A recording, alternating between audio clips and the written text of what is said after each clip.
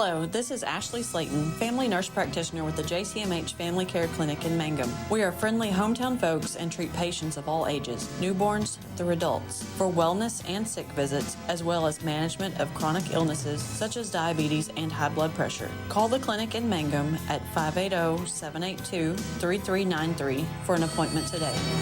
Jackson County Memorial Hospital. The Mangum Tag Agency is easy to find at 108 East Pierce Street in Mangum. When you need license tags, registration, driver's license renewal, pipe passes, or real ID, Tom and Cynthia Clark are there for you, and they can help you at the Mangum Tag Agency at 580-782-3004, 782-3004. We yell loud and proud because we love the Mangum Tigers. This is Lori Laughlin from Cattlemen's Bank, member FDIC. On and off the field, we support the Tigers through and through, because once you're a Tiger, you're always a Tiger. And Cattlemen's Bank is Tiger proud. Mangum Golden Age Apartments offer HUD-approved housing for anyone 62 or older or on Social Security disability. They have one bedroom and efficiencies which include all bills paid, including Wi-Fi. Mangum Golden Age Apartments are located at 100 East Lincoln, right on the downtown square in Mangum. Call Brenda at 580-782-2452 for more information. First National Bank and Trust is a proud supporter of Mangum Tiger Athletics. At First National Bank, supporting our schools and athletic programs is our top priority. We appreciate and support our community through and through. At First National Bank, you can hear us roar. Go Tigers! We wish you a season of great success. First National Bank and Trust Company, your bank for life. Member FDIC, Equal Housing Lender. When you need auto repairs, save money and get it done right at Dwayne's Auto in Mangum. Dwayne's fixes flats, does brake jobs, turns rotors, alignments, that all-important air conditioning work, and general auto repair. If your car or truck isn't right, just head to Dwayne's Auto at 1205 North Lewis Tittle in Mangum. Call 782-5151. That's 782-5151. Mangum Tiger proud. 333 Dental Care in Mangum is the dental practice of Dr. Dustin Lively. His experience, skill, and compassion go together when providing exceptional, up-to-date patient care. Dr. Lively and his team of professionals are proud to help you with the best dental care possible, along with preventive care that will result in a beautiful, long-lasting smile. Call 580-782-2552 or visit the team at 333 Dental Care. They support the Mangum Tigers and Lady Tigers. Fresh floral arrangements created here in Mangum are the hallmark of owner Darla Hately at Flowers Unlimited. Remember that fresh flowers are a very personal and special gift that is so cherished when delivered for birthdays and anniversaries. She might say, you shouldn't have, but she'll be delighted. Flowers Unlimited. Call local at 580-782-2122. That's 782-2122. Flowers Unlimited in Mangum. Blair Tire and Feed on the corner of Highway 283 and 19 is your certified Firestone tire dealer and also a proud supporter of the Mangum Tigers and Lady Tigers. When you need tires, we're specialty trained and equipped to take care of you. Lyle Shaw and his crew at Blair Tire and Feed wish the Tigers lots of luck in today's game. And always remember, play smart, play safe, play hard, and play with pride. And good luck from everyone at Blair Tire and Feed on the corner of Highway 283 and 19 in Blair, Oklahoma. Well, hi again, everyone. Welcome to basketball. It's Classic Hits 97.7, OK Sports on TV, Tiger TV, and the Classic Hits 97.7 Facebook page. Good to have you alongside on a Friday night as we've got back-to-back bowl games Thursday and Friday. Must be getting close to the postseason. You are correct, sir. As we now know that Mangum will be on the road. Thank you, Willie Nelson. Traveling 2 weeks from tonight to Walters for a district matchup against the Lady Blue Devils and Blue Devils. So Walters will be the site for district action for Mangum. They will take on the host school, girls at 6:30, boys to follow. And again, that will be 2 weeks from tonight. We also know that the regional tournament for Mangum will be at Amber Pocasset. It's a two-team district, so you know that you're going to advance one way or the other to that Thursday round. Is it going to be in the winner's bracket or the I better win or my season is over bracket? So we look forward to that. But between now and then, Chad Fox and I will be busy beavers. as we've got 3 games on tap next week. We'll be back at home in the friendly confines, entertaining Burns-Flattdale City on Monday night for a pair of bowl games. It will be senior night, final home game of the season, which is just really odd. It's been a strange season. Lost a couple of home ball games, one because of the team canceled and the other because of COVID. So there you go. And so 2 games shorted at home. That's kind of a tough deal. So Burns-Flattdale City on Monday night. Tuesday night then we'll be on the road traveling to Sayre. And then on Friday night, we will make our way over to Merritt to close out the regular season. And as we mentioned, we will be on the road then 2 weeks from tonight, traveling to Merritt to Walters for district play. We look forward to that, as get a chance to see our good friend Brian Coleman and the rest of the Blue Devils over there. Now, we are here at Navajo tonight, and we're glad for something called the Ethernet. Otherwise, we would be in trouble. This is a very nice facility in Navajo. My daughter graduated from here, class of 2017, but you can't get cell signal out of it for nothing. So we're glad that we've got the Ethernet. I don't have any cell signal. I just checked the phone. It says SOS. So we're not going to be able to converse tonight along the Facebook page, and I'm sorry about that. But that's just the way it goes, as they say. So we get ready for Navajo and Mangum in a pair of bowl games. It's senior night here at Navajo, and my goodness, the senior class of 2023. And I realize it's cheerleading and it's basketball, baseball, softball, and also some band and debate stuff. But they have a huge class, the class of 2023, as they filled this place up. So it'll be interesting tonight as Tim Ellison's team comes in with a record of 15-9, and they are a little banged up. He tells me that Avery Harrison will not be playing tonight. So Harrison, one of his freshmen who does play on a regular basis, she will not be in action tonight. Navajo, of course, a Class A school. They will be in district play this time next weekend. So they're getting in their final regular season tune-ups and taking on the 2A Mangum Lady Tigers. We had a chance to see Mangum, of course, last night against Cordell. Fell behind 10-0. It was 10-2 at the end of the first quarter of play. And then Brian Bingham's team kind of righted the proverbial ship. But everybody I've talked to, and it doesn't matter where, my job with the Department of Human Services, I work with people out of Carter County, which is Ardmore and that area. And we had a couple of meetings today, and they were talking about the fact that they finally got to get out and about in that part of the state. We mentioned it last night with the ball game. Folks were suffering cabin fever, and we saw that last night in the 2 basketball games with Cordell. It'll be interesting to see how things go tonight. It's a 3-man officiating crew. I don't think it will be as physical, certainly not as rough as it was last night, and the calls will be a little bit more consistent than what we saw last evening as well. So we look forward to that. Got a packed house across the way from Navajo, of course, on senior night. Great crowd, as always, as Mangum travels well. So it'll be fun. Chad and I are amongst the fans here this evening, and fortunately we are on the Mangum side. So when Barnes does his charge call, objects will not be hurled at us, or at least we hope not. We will take a timeout, come back, and take a look at your starting lineups. Get ready for the opening tap. We've got Mangum and Navajo coming up live from Navajo here on Classic Hits 97.7. Folks in Mangum know what to do when they need to quench a thirst, curb a hunger attack, or cool down with an ice cream. They just make the Loop at 918 North Lewis Tittle in Mangum. The Loop, supporting the Mangum Tigers and Lady Tigers. Something you should know about the Kendall Law Office. The Kendall Law Office is family-owned and local. They use up-to-date technology to ensure their productivity provides timely service to clients, and this always includes client access to our firm via email and text. Corey Kendall is experienced, hardworking, and honest. He always puts the client first, and all efforts are focused on the client's best interest.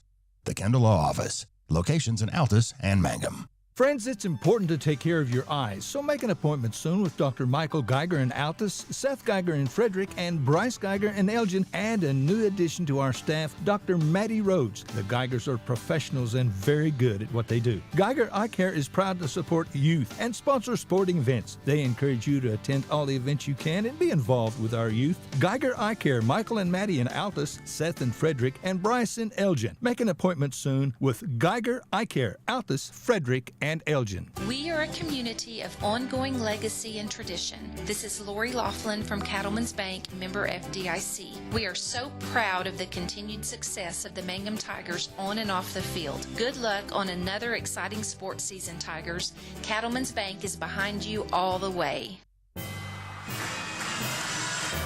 Chad Fox, Michael Barnes, a veritable cast of thousands from Navajo tonight along the Fox Radio Network. The Cordell Blue Devils and Lady Blue Devils at home. Dudley Simpson on 107 The Zone, taking on Snyder. Hobart on 1420 KTJS, and on 102.1 on the FM dial.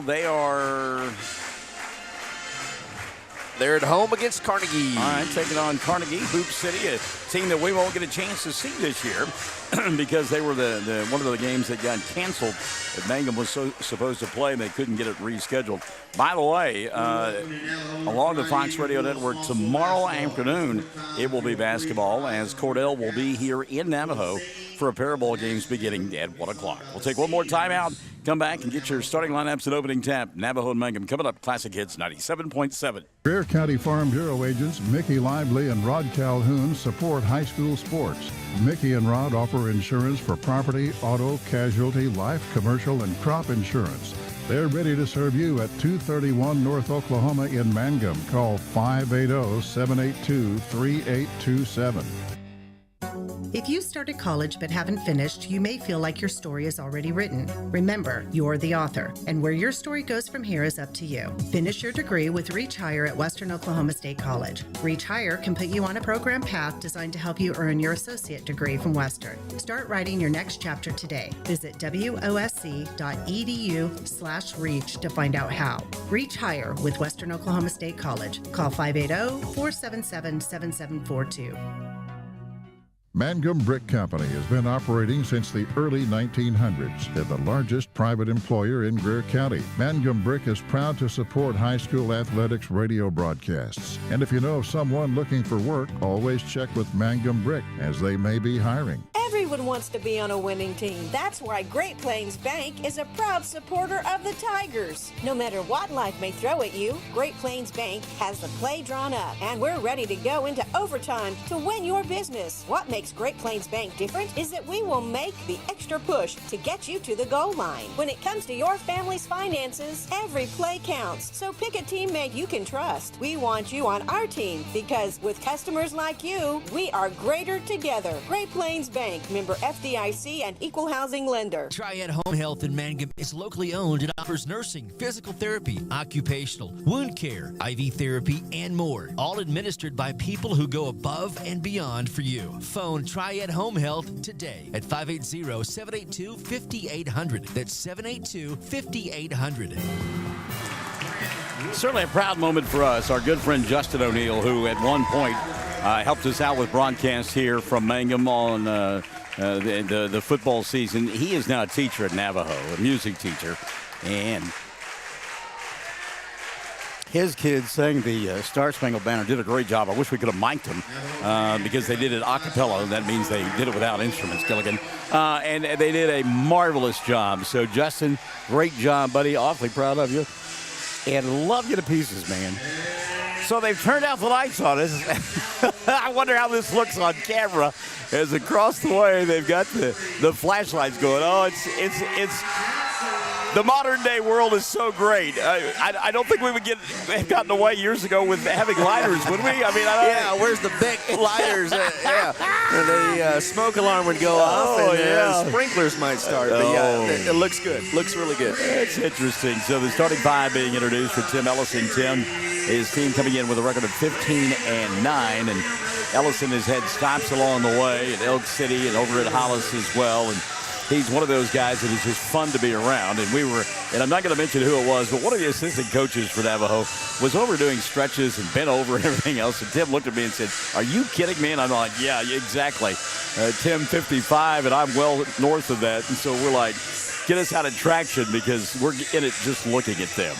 Mangum are going to be the visitors here tonight, obviously. Road blank uniforms with the white numerals, white lettering, also the orange trim. They will matriculate on the left end of your listening device and or viewing device. It'll be Lauren York along with Landry Lively, Brent Woodruss, Morgan White, and Alyssa Dreyer for the Lady Tigers. Meantime, this group from Navajo, Riley Jackson will get this start. She'll be joined by Brooklyn Whitfield, Avery Rimple, Emmy Rodriguez, and Emery Solis. And they'll go to the right end of your listening and reviewing device. Home white with the red numerals and the black trim. And the tap going to be controlled by Mangum. Trier has it in the front court. She had a huge night offensively last night against Cordell.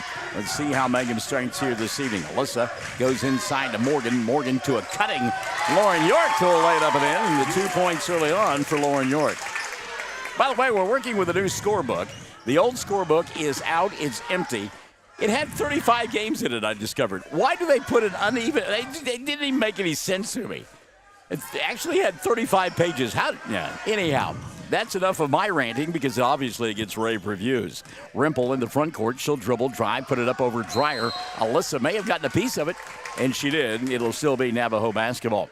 Good defense by Dreyer. Rimple, one of those young ladies who had a chance to kind of watch grow up. She played some Little League softball a few years back that we had a chance to umpire and know her dad quite well. And Avery's a dandy. 3 ball left side on the way for Emery Rodriguez. Doesn't get it to fall. Rebound York. And York traveled with the basketball. Lauren thought she got pushed, fouled, or something, but no, she just simply walked with it. And so Navajo will get it back underneath their own glass and inbounding the ball will be Emery Rodriguez. Rodriguez looking. Got to watch that 5-second count. She'll get it down below to Whitfield. And now reset out high to Rodriguez. Just underway, 2-0, 7-10, quarter number 1. Rimple off the dribble. Nothing there. She'll back it out to Whitfield. Brooklyn gives it up now to Emery Solis. Here on the near side, Emmy Rodriguez. They go inside. Ball going to be taken away by Mangum in a run-out opportunity for Landry. Her pass from Woodruss a little bit too tall, but a great find inside by Lively to York, who was on the weak side, wide open for a pair. She's got 4, and that's what Mangum leads it by, 4-0. 6:40 left in quarter number 1.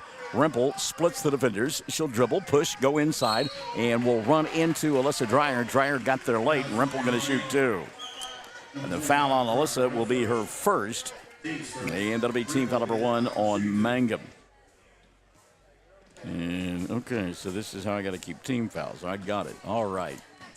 So Avery Rimple at the free throw line to shoot 2. The junior hits the first, and she'll get 1 more.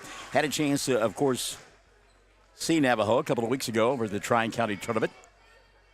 Wound up playing in the consolation, or actually in the third-place ball game. Second one for Rimple, a little bit strong. Battle for the rebound, and finally Morgan White will come away with it. Now some pressure in the backcourt. White got to get up the ball. She does. Dreyer, middle of the floor. She'll go to York. Lauren streaking inside, stops, leaves it for Morgan. At a reset now for White. She'll bobble and go at the free throw line. And we get a foul as Dreyer made a nice pass inside. Woodruss got grabbed on the way to the basket, and they've called it on Riley Jackson. That'll be number 1 on Riley, and team foul number 1 also whistled against Navajo. 6:15 in the first, 4-1 ball game. Woodruss, she'll go to York. Lauren on fire early on. All 6 for Mangum, and they lead it 6-1. So York, who had a hard time last night offensively, although did shoot the ball well from the free throw line, has gotten off to a good start here tonight. Dribble penetration, 15-footer, and that ball came up short for Rodriguez on the rebound. Ball lost out of bounds, but they said it was last touched by Navajo and apparently went off Brooklyn Whitfield. Much like Brian Bingham, Tim Ellison coaching the softball team. So with the kids all year long, travel going to be called now on Landry Lively as she got the double team there. But Ellison helps out with the softball program here at Navajo. And so with the kids all season long, kind of like Brian Bingham, the fast pitch, and then you go to basketball. Then after basketball's over with, you go to slow pitch. Rimple, little give and go, nothing there. And Jackson had the 3, fires it, it's on its way, can't get it to go. Battle for the rebound. Lost out of bounds by York, and it'll still be Navajo basketball. 5:46 in the first, 6-1 ball game. Mangum on top. Rodriguez to inbound, looks, now goes in the corner. Jackson open for 3. Riley won't take it. She'll put it on the floor and reset it now to Rimple. Rimple back to Jackson. Mangum, good job defensively so far, denying anything on the inside. Rimple now goes to work on the triple penetration, leaves it on the near side for Whitfield. Whitfield inside to Solis, and Emery going to get fouled, and will go to the line to shoot two. Alyssa Dreyer will pick up the personal, and that'll be 2 on Alyssa and 2 on Mangum. So Dreyer will set, and Holly Lehman-Webb, who was in double figures last night, will come into the ball game now for Mangum. And they said Solis was not shooting, so Navajo will simply inbound the basketball. In the corner again, Riley Jackson. They're giving Jackson that 3. She will not take it. By the way, I've got a school desk to broadcast from tonight, and I love this. Put all my stuff inside the desk. I get to sit here. It's good stuff. Old as I am, and I think I'm in school. 3 ball, right side, will not fall for Whitfield. Long rebound dug out by Riley Jackson, and a reset now. Rempel wants 3. That's off the back of the iron, and inside position there for Woodruss. And a push going to be called on Emmy Rodriguez on the rebound. That'll be the first on Emmy, and team foul number 2 on Navajo. Lady Indians, full court pressure defense. Inbounds pass, Lehman-Webb. Holly coming across the timeline, hounded, stopped, and walked. Her foot got caught. She got caught in between dribbles as well. And so the turnover going to be back now to Navajo. Fans still streaming in here as it is quite crowded. Rempel inbounds. She'll come here on the near side. Jackson asking for the ball, but instead Rempel will get it back between the 2 circles. Now they will go to Jackson on the left wing. Her 3 ball knocked down Riley Jackson. Jackson just kept firing the 3. Finally got it to go down. Now Lehman-Webb going to get tied up at the 5:07 mark, and the arrow going to point the way of Navajo.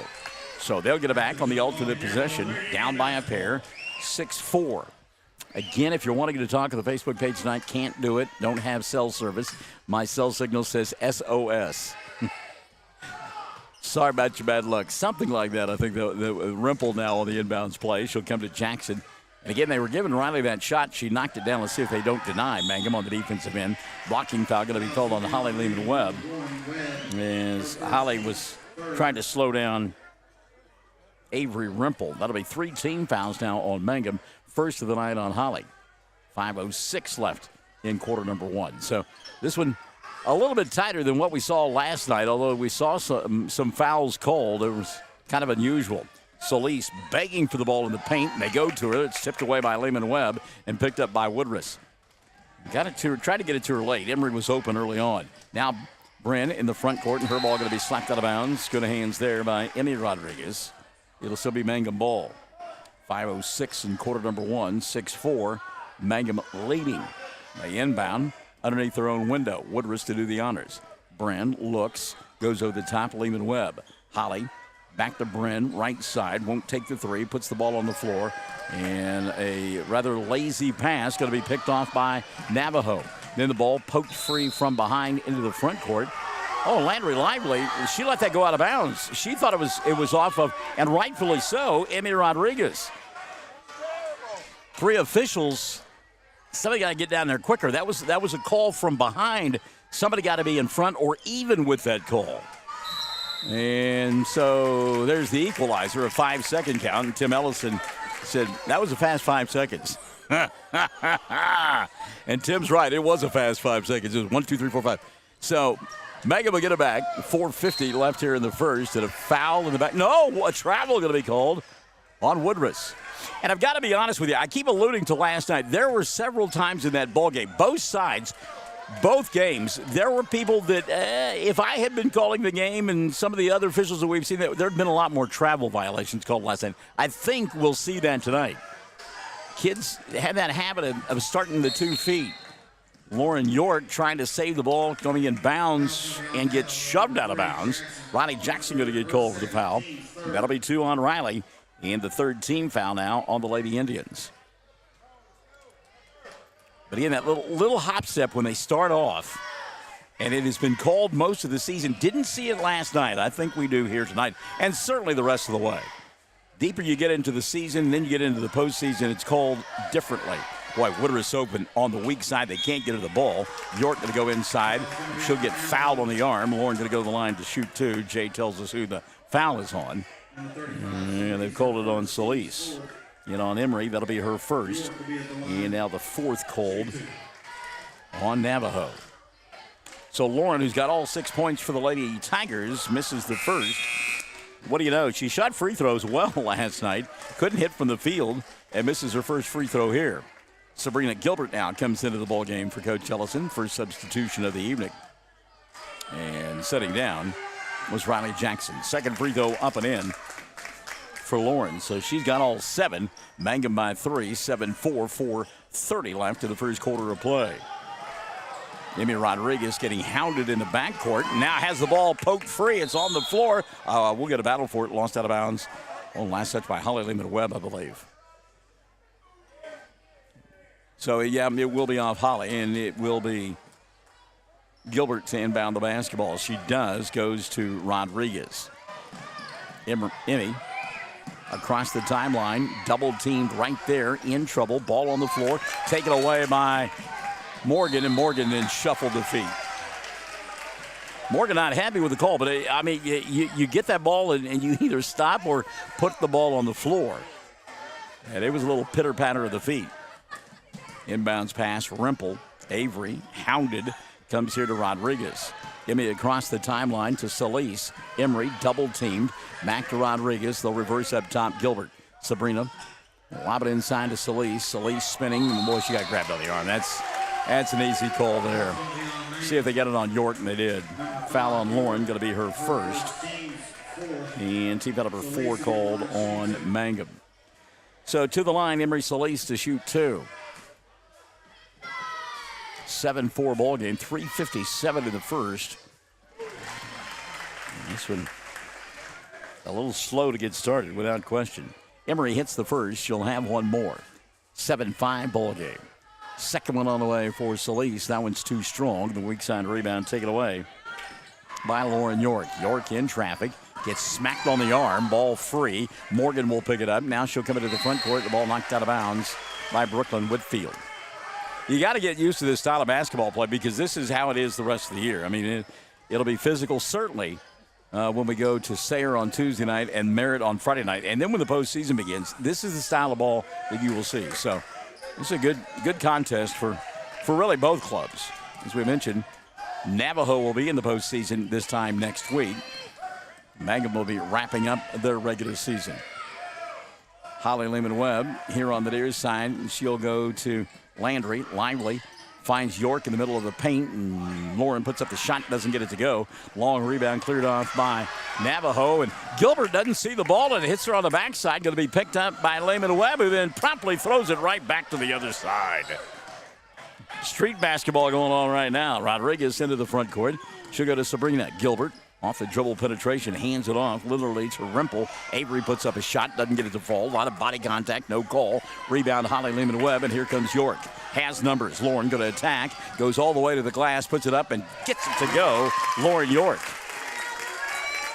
Lauren with all 9 in the ball game for Mangum. They lead at 9-5, and somewhere Dabney Coleman's character saying, I'm a damn good-looking man. Riding time going to be called on Morgan White as she got on the hip of Sabrina Gilbert and committed a foul. Morgan's first. And team foul number 5 called on Mangum. Dolly Parton was in that movie, 9-5. Who else? Was it Lily Tomlin was in it, right? Yeah? Yep. You're right. Dabney Coleman. What a funny guy. 2:40 left here. Inbounds pass, and a little 10-footer didn't go for Whitfield. Rebound cleared off by Mangum, and on the run, Lehman-Webb. Holly, dribble, drive, bangs into Solis, and a foul going to be called on Emery. That'll be 2 on Emery. And team foul number 5 here in quarter number 1, whistled against Navajo. 2:31 left in the first period of play. Timeout going to be taken by Brian Bingham. 2:31 left in the first. Mangum on top, 9-5. We're back in 30 on Classic Hits 97.7. Around here, we say go Tigers. This is Jacob Gilner from Cattlemen's Bank, member FDIC. We love our Mangum Tigers, so suit up in your best and brightest orange, and we will see you at the games. Cattlemen's Bank is Tiger proud.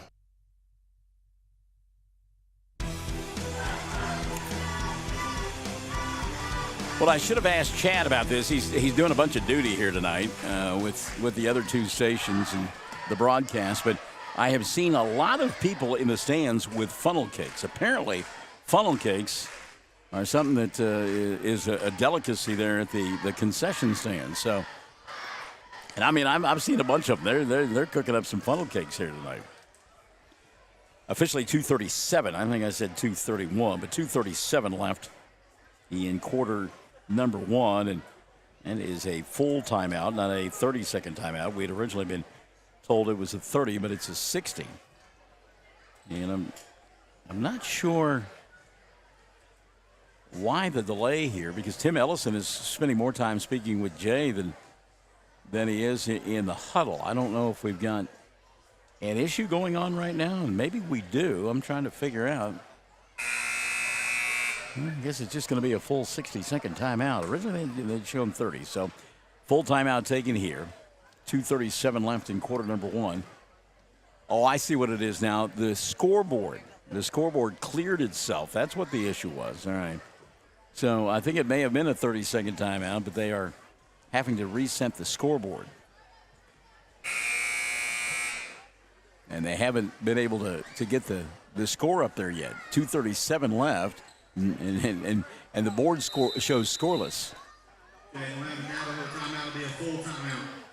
And so now we're going to take a timeout. My goodness, this is wild. This is wacky. Tim Ellison will take this one.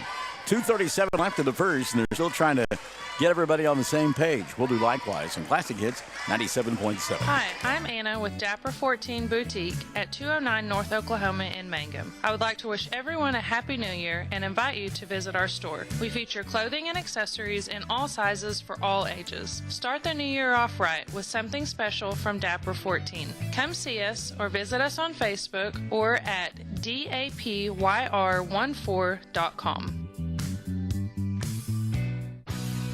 Jamie's Auto is proud to sponsor Mangum Tiger sports coverage. When you need a new-to-you reliable vehicle, always remember to visit Jamie's Auto Sales on Lewis Tittle in Mangum. Jamie makes it easy to buy a great used car with 5 lenders available, and your new-to-you vehicle comes with a 3-month 4,500 GWC powertrain warranty. Talk about peace of mind. Remember Jamie's Auto in Mangum for your next vehicle purchase. And go Tigers!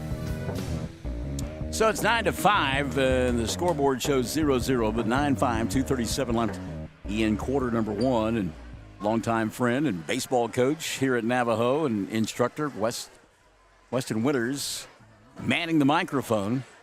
They've got the points up there now. Shoemaker getting that done. Inbounds pass, Morgan White. White coming here on the near side. All right, so Chad's got me some information here on the Facebook page. There's a shot put up, no good. And Sue Wallace says, where's the sound? We've got sound, right? We're good. Okay. Let's go Mangum Tigers from Myrtle Beach, South Carolina. Dave McCook and Deborah Reed Maddox says, let's go Lady Tigers. Bray Woodruss, Nelda Gay, Powers, Gilbert is watching. Got a lot of folks joining us. So thank you, Chad, and we'll keep up to date with Chad because, like I said, mine's SOS. Here on the near side, Navajo with the basketball, down 9-5. Minute 55 left in the first. Gilbert from 15, and her shot too strong. Rebound battled for, and they're going to get a foul across the way, and we do. As they've called it on Emmy Rodriguez, that'll be 2 on Emmy. And team number 6 called on Navajo. So Mangum will inbound it in their backcourt, full court pressure defense for the Lady Indians.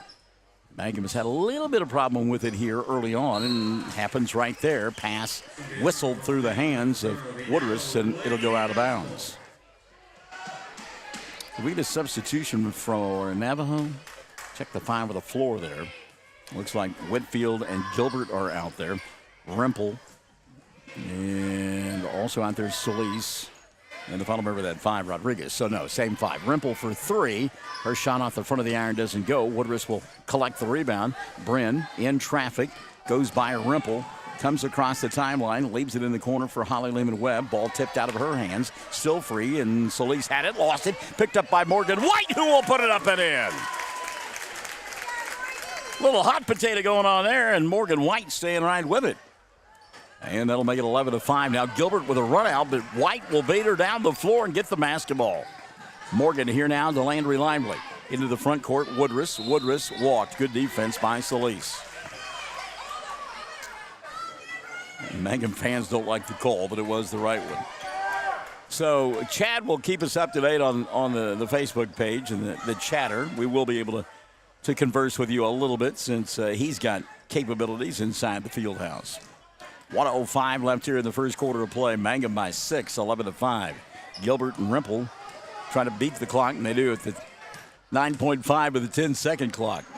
Rimple, a little bump and a bang by Lehman Webb, and Holly going to come up with a loose basketball. Then she'll get slapped on the arm, picked up by Rimple, and a reach-in foul on York. That'll be 2 on Lauren, and team foul number 6 called on Mangum. Team fouls are even. I mean, they're calling it the same way. Both coaches not happy with the way they're calling it, but it's level. It's even. Sue Wallace says, okay, all good now. Jennifer, let me tell you about Jennifer Reisner. And another 5-second violation called on this group from Navajo. Mangum going to get it back. Jennifer Reisner says, let's go, Lady Tigers. Hello, Jennifer. Down in Jackson. And Bray Woodruss joining us. Hello, Bray. Lauren York goes the length of the floor, lays it up and in. Lauren York has got 11 now in the first quarter of play. Her club leads at 13-5. Great effort by Landry Lively to try to steal the inbounds pass and just simply ran out of real estate here on the near side. 34 seconds left in quarter number 1. Mangum 13-5. Rimple to inbound in front of her own bench. She'll go to Gilbert. Sabrina looking for a screen out high and a collision there. Getting there late was Holly Lehman Webb. And she smooth ran into Sabrina.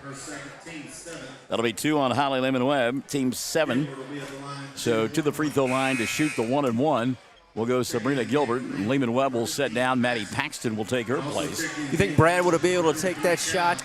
If Holly had run into Brad like that, Holly would still be going backwards. Sabrina lives in the neighborhood. We see her and her brother and mom walking all the time when we walk. So first free throw by Gilbert up and in. She's automatic from there. Yeah, she is. And she's a kid that I see her in the driveway all the time practicing. I just love kids like that, and then we jinx her. Yeah, way to go. Way to go, Fox and Barnes. Comes up short with a free throw. Battle for the rebound. We'll get a foul, I believe. And we will. So we'll go to the other end. Sabrina picks up the personal. Yeah, that'll be team foul number 7 called on Navajo. So a 1-and-1 now for Lauren York. From 4-4 at the end of one last night to tonight. There you go. There's getting the rust off. 26.8 left in the first period. 13-6. It'll stay that way. No, it won't. Woodruss rebounds to this free throw by York. And gets her first 2 of the ball game. Good move by Bren.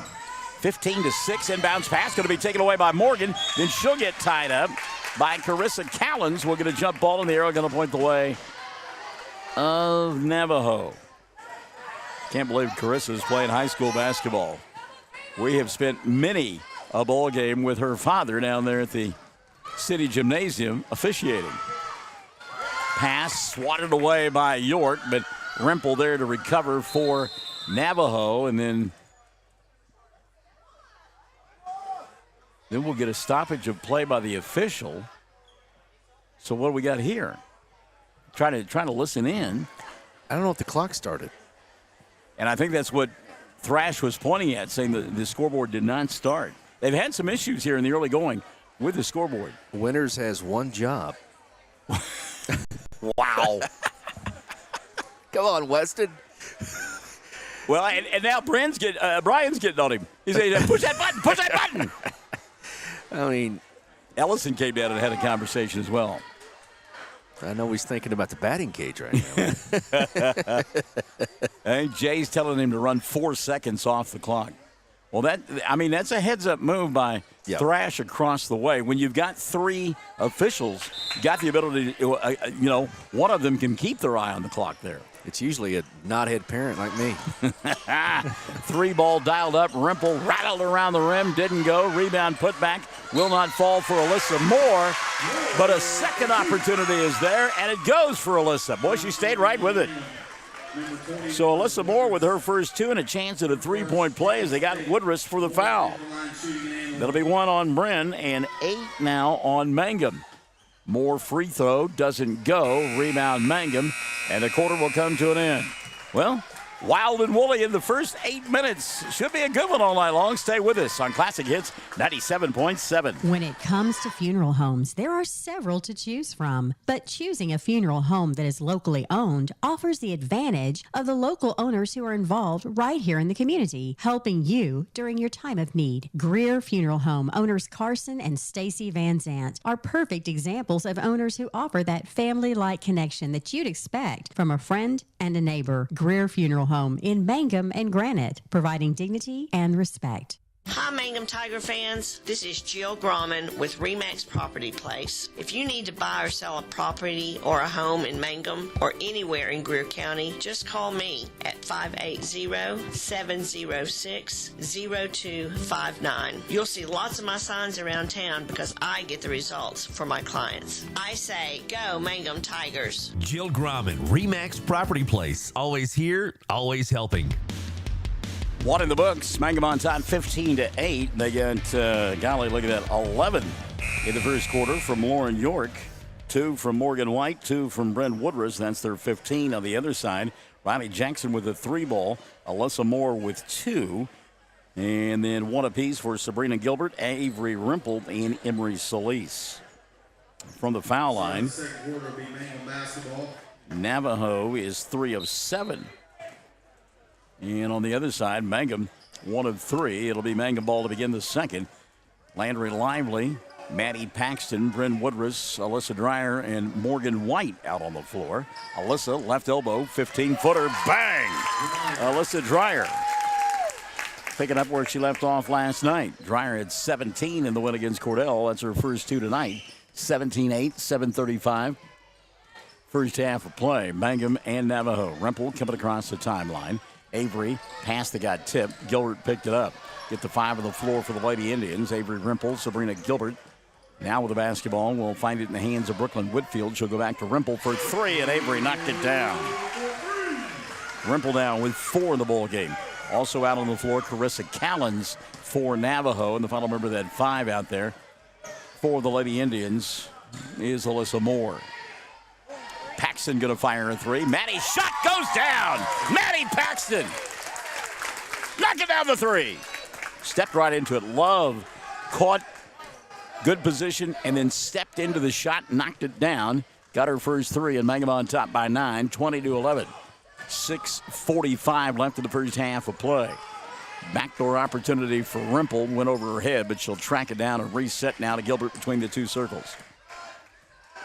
At some point, I'm going to call her Sarah Gilbert, a la Little House on the Prairie, right? Okay, nobody's going to buy it on that one. Rimple here on the near side. 3 ball going to be dialed up by Rodriguez, high off the backboard, over the backboard, and it'll be Mangum basketball. What's that? Her name in real life? It is Sarah. Yeah. Oh, right. okay. Yeah. All right. Yeah, okay. All right. On different strokes, too, as well? Was she on that? I don't know. Yeah. I always had a crush on her. Yes. I believed for a long time that she and I were going to get married. And then I had to kick her to the curb for college. Here's a run out now for Alyssa. Stopping, popping, getting hammered, and she'll go to the line to shoot 2. So a good job by Mangum breaking the press there quite easily. And they've called the foul on Alyssa Moore. That'll be number 1 on Moore. Team foul number 8 on right. on Mangum. And not get too much inside edition-ish, but she actually passed away in Oklahoma. She kind of... Sarah Gilbert did?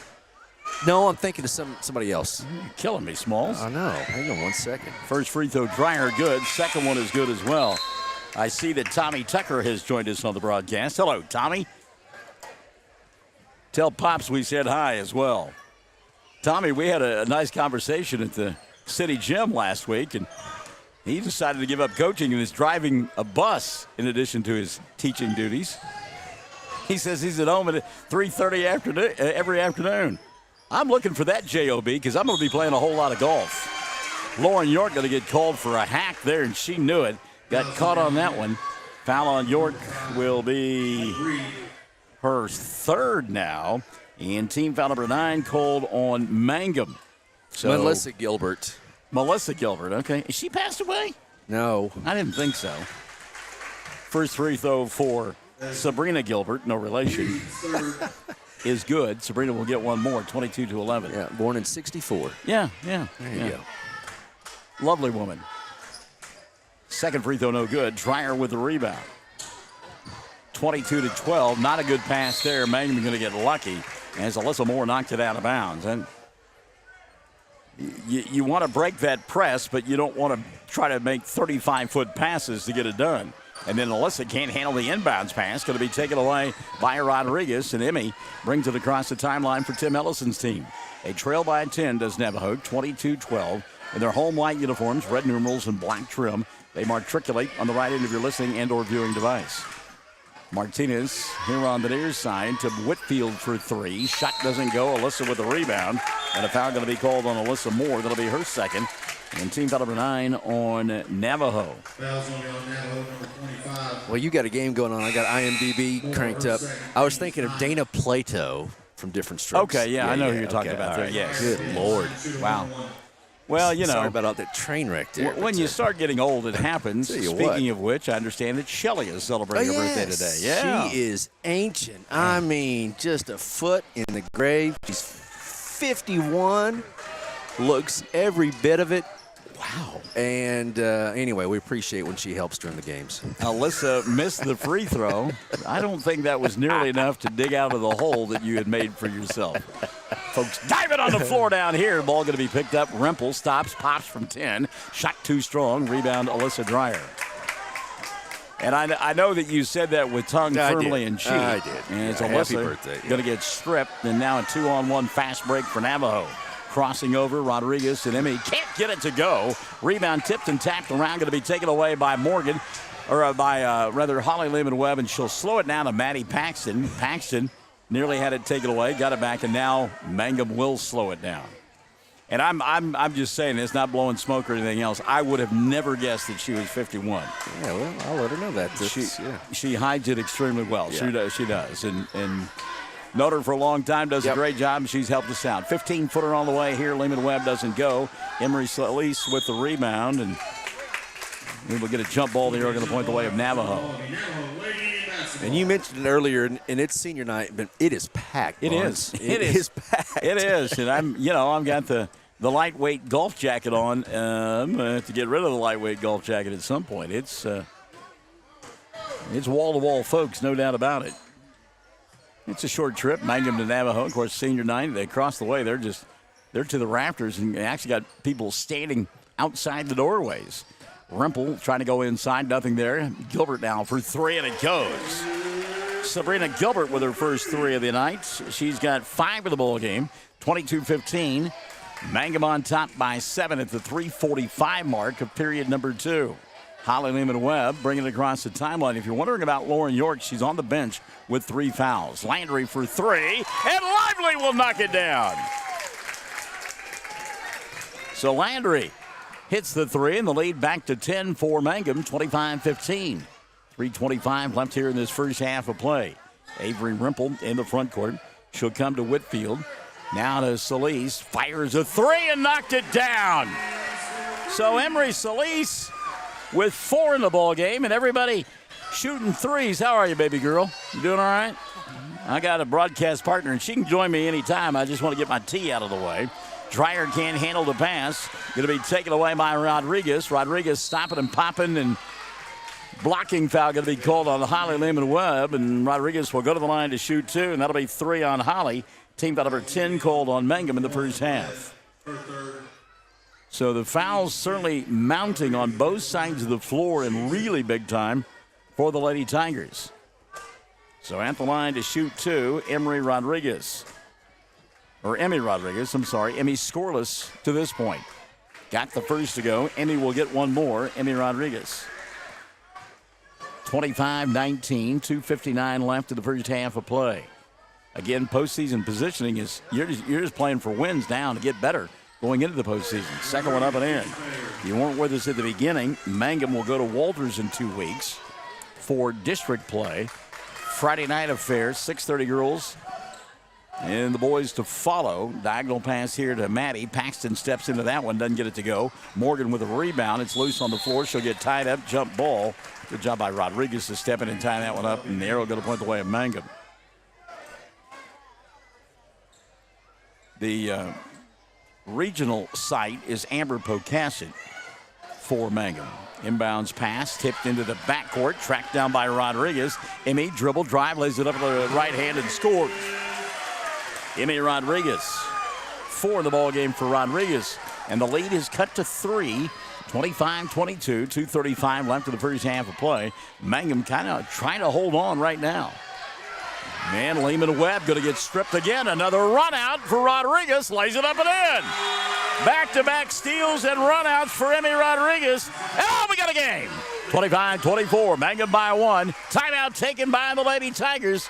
We're back after this. We're Classic Hits 97.7. Great food made fresh with the best ingredients possible under the direction of Chef George is what you'll find at the newly remodeled J&P Mexican Grill in Mangum. Now, if you haven't tried the Mexican and American favorites at J&P Mexican Grill, what are you waiting for? They're open Tuesday through Saturday for lunch, dinner, featuring homemade desserts. For takeout, call 580-706-5042 and like them on Facebook. J&P Mexican Grill in Mangum.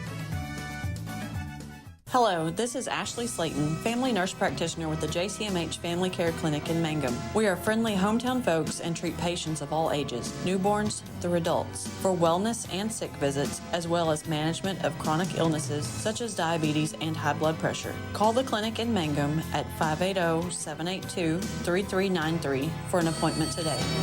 Jackson County Memorial Hospital. So you were kidding about Shelley being 51. Have you reached the big 50? October of this year. You will be 50? Yes. Good Lord. 51. I'll be 51, yeah. Oh, okay. Yeah, All right. Yeah, no, All right. Yeah, she's both born in 72. I guess I didn't realize you were an October baby as I am. What day in October? 5th. Oh, early in the month then. So you're not a Scorpio, are you? Libra. Okay, that explains a lot of things.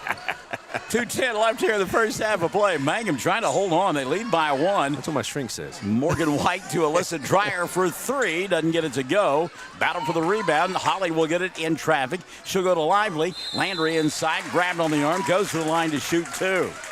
Oh, by the way, Kristen Rankins is coming to the ball game for Mangum. Emery Solis picks up the personal. That'll be 3 on Emery, 10 on Navajo, and Landry shoots 2. Lively hit a 3 a moment ago. Again, Lauren York with all those points sitting on the bench. And the rims are loose here. You notice that? I mean, they are really loose. Yep. Solis setting down with that foul situation. Alyssa Moore will take her place. That's to the benefit of the shooter. It usually... Kinder, yeah. Yeah. Second one, well, when you swish it, it doesn't make any difference. Right. So Lively 1 of 2, got 4. Her club leads by a pair, 26-24. 1:55 left in the first half of play. By the way, Avery Rimple, again, is somebody we've known for a while, and she's got an unusual mouthpiece that helps her with her breathing. That's what that is. I had some folks ask about that. She'll shoot the 3 on cue. Doesn't get it to go. Rebound White. Dreyer over the top. Stopping, popping. Shot doesn't go. Second opportunity does. Good job by Alyssa to run the floor and to keep working on the glass.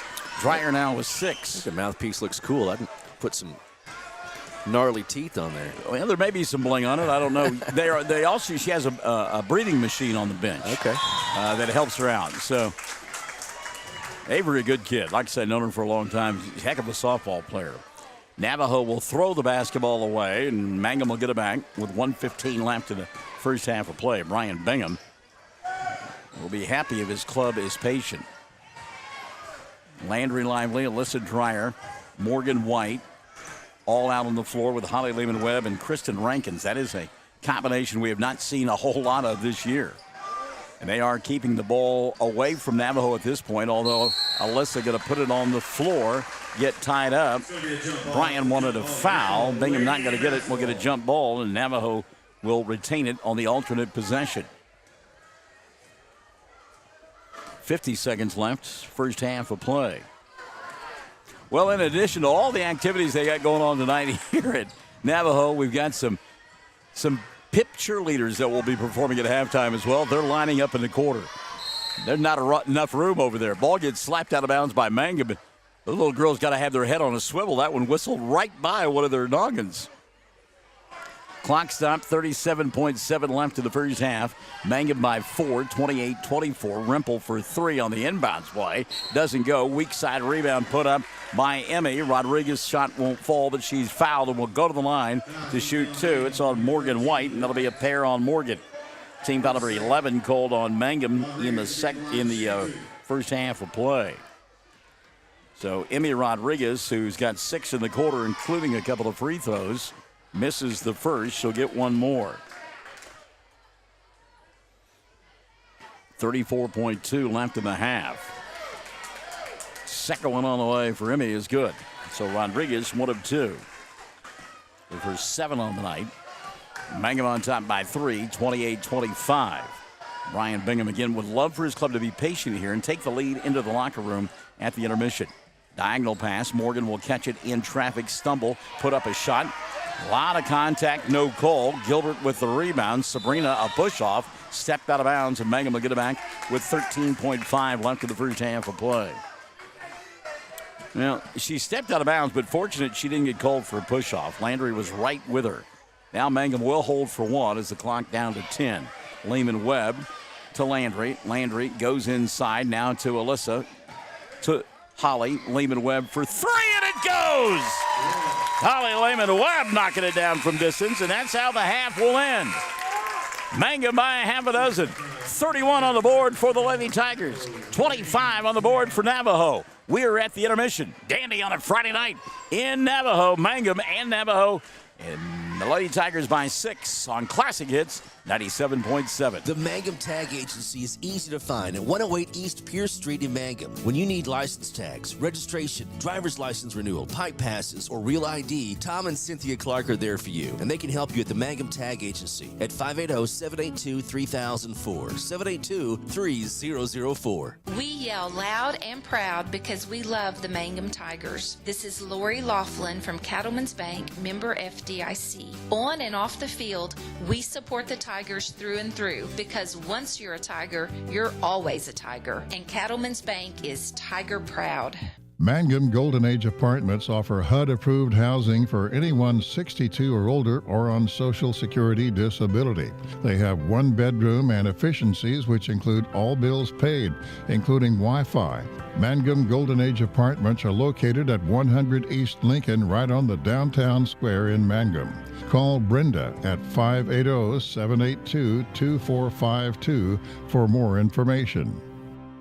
First National Bank and Trust is a proud supporter of Mangum Tiger Athletics. At First National Bank, supporting our schools and athletic programs is our top priority. We appreciate and support our community through and through. At First National Bank, you can hear us roar. Go Tigers! We wish you a season of great success. First National Bank and Trust Company, your bank for life. Member FDIC, Equal Housing Lender.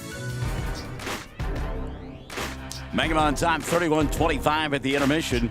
Lady Tigers led 15-8 at the end of 1. Navajo outscoring Mangum 17-16 in that second period of play. And again, we're 31-25. Lauren York leading the way for the Lady Tigers as she had 11, but all 11 came in that first period of play. Got into foul trouble and set a great deal of that second quarter. So York with 11 at the intermission. Good balance for Brian Bingham in that first half of play. Alyssa Dreyer with a half a dozen. Landry Lively's got 4. 3 in the ball game for Holly Lehman Webb. Maddie Paxton with 3. And Morgan White with 2.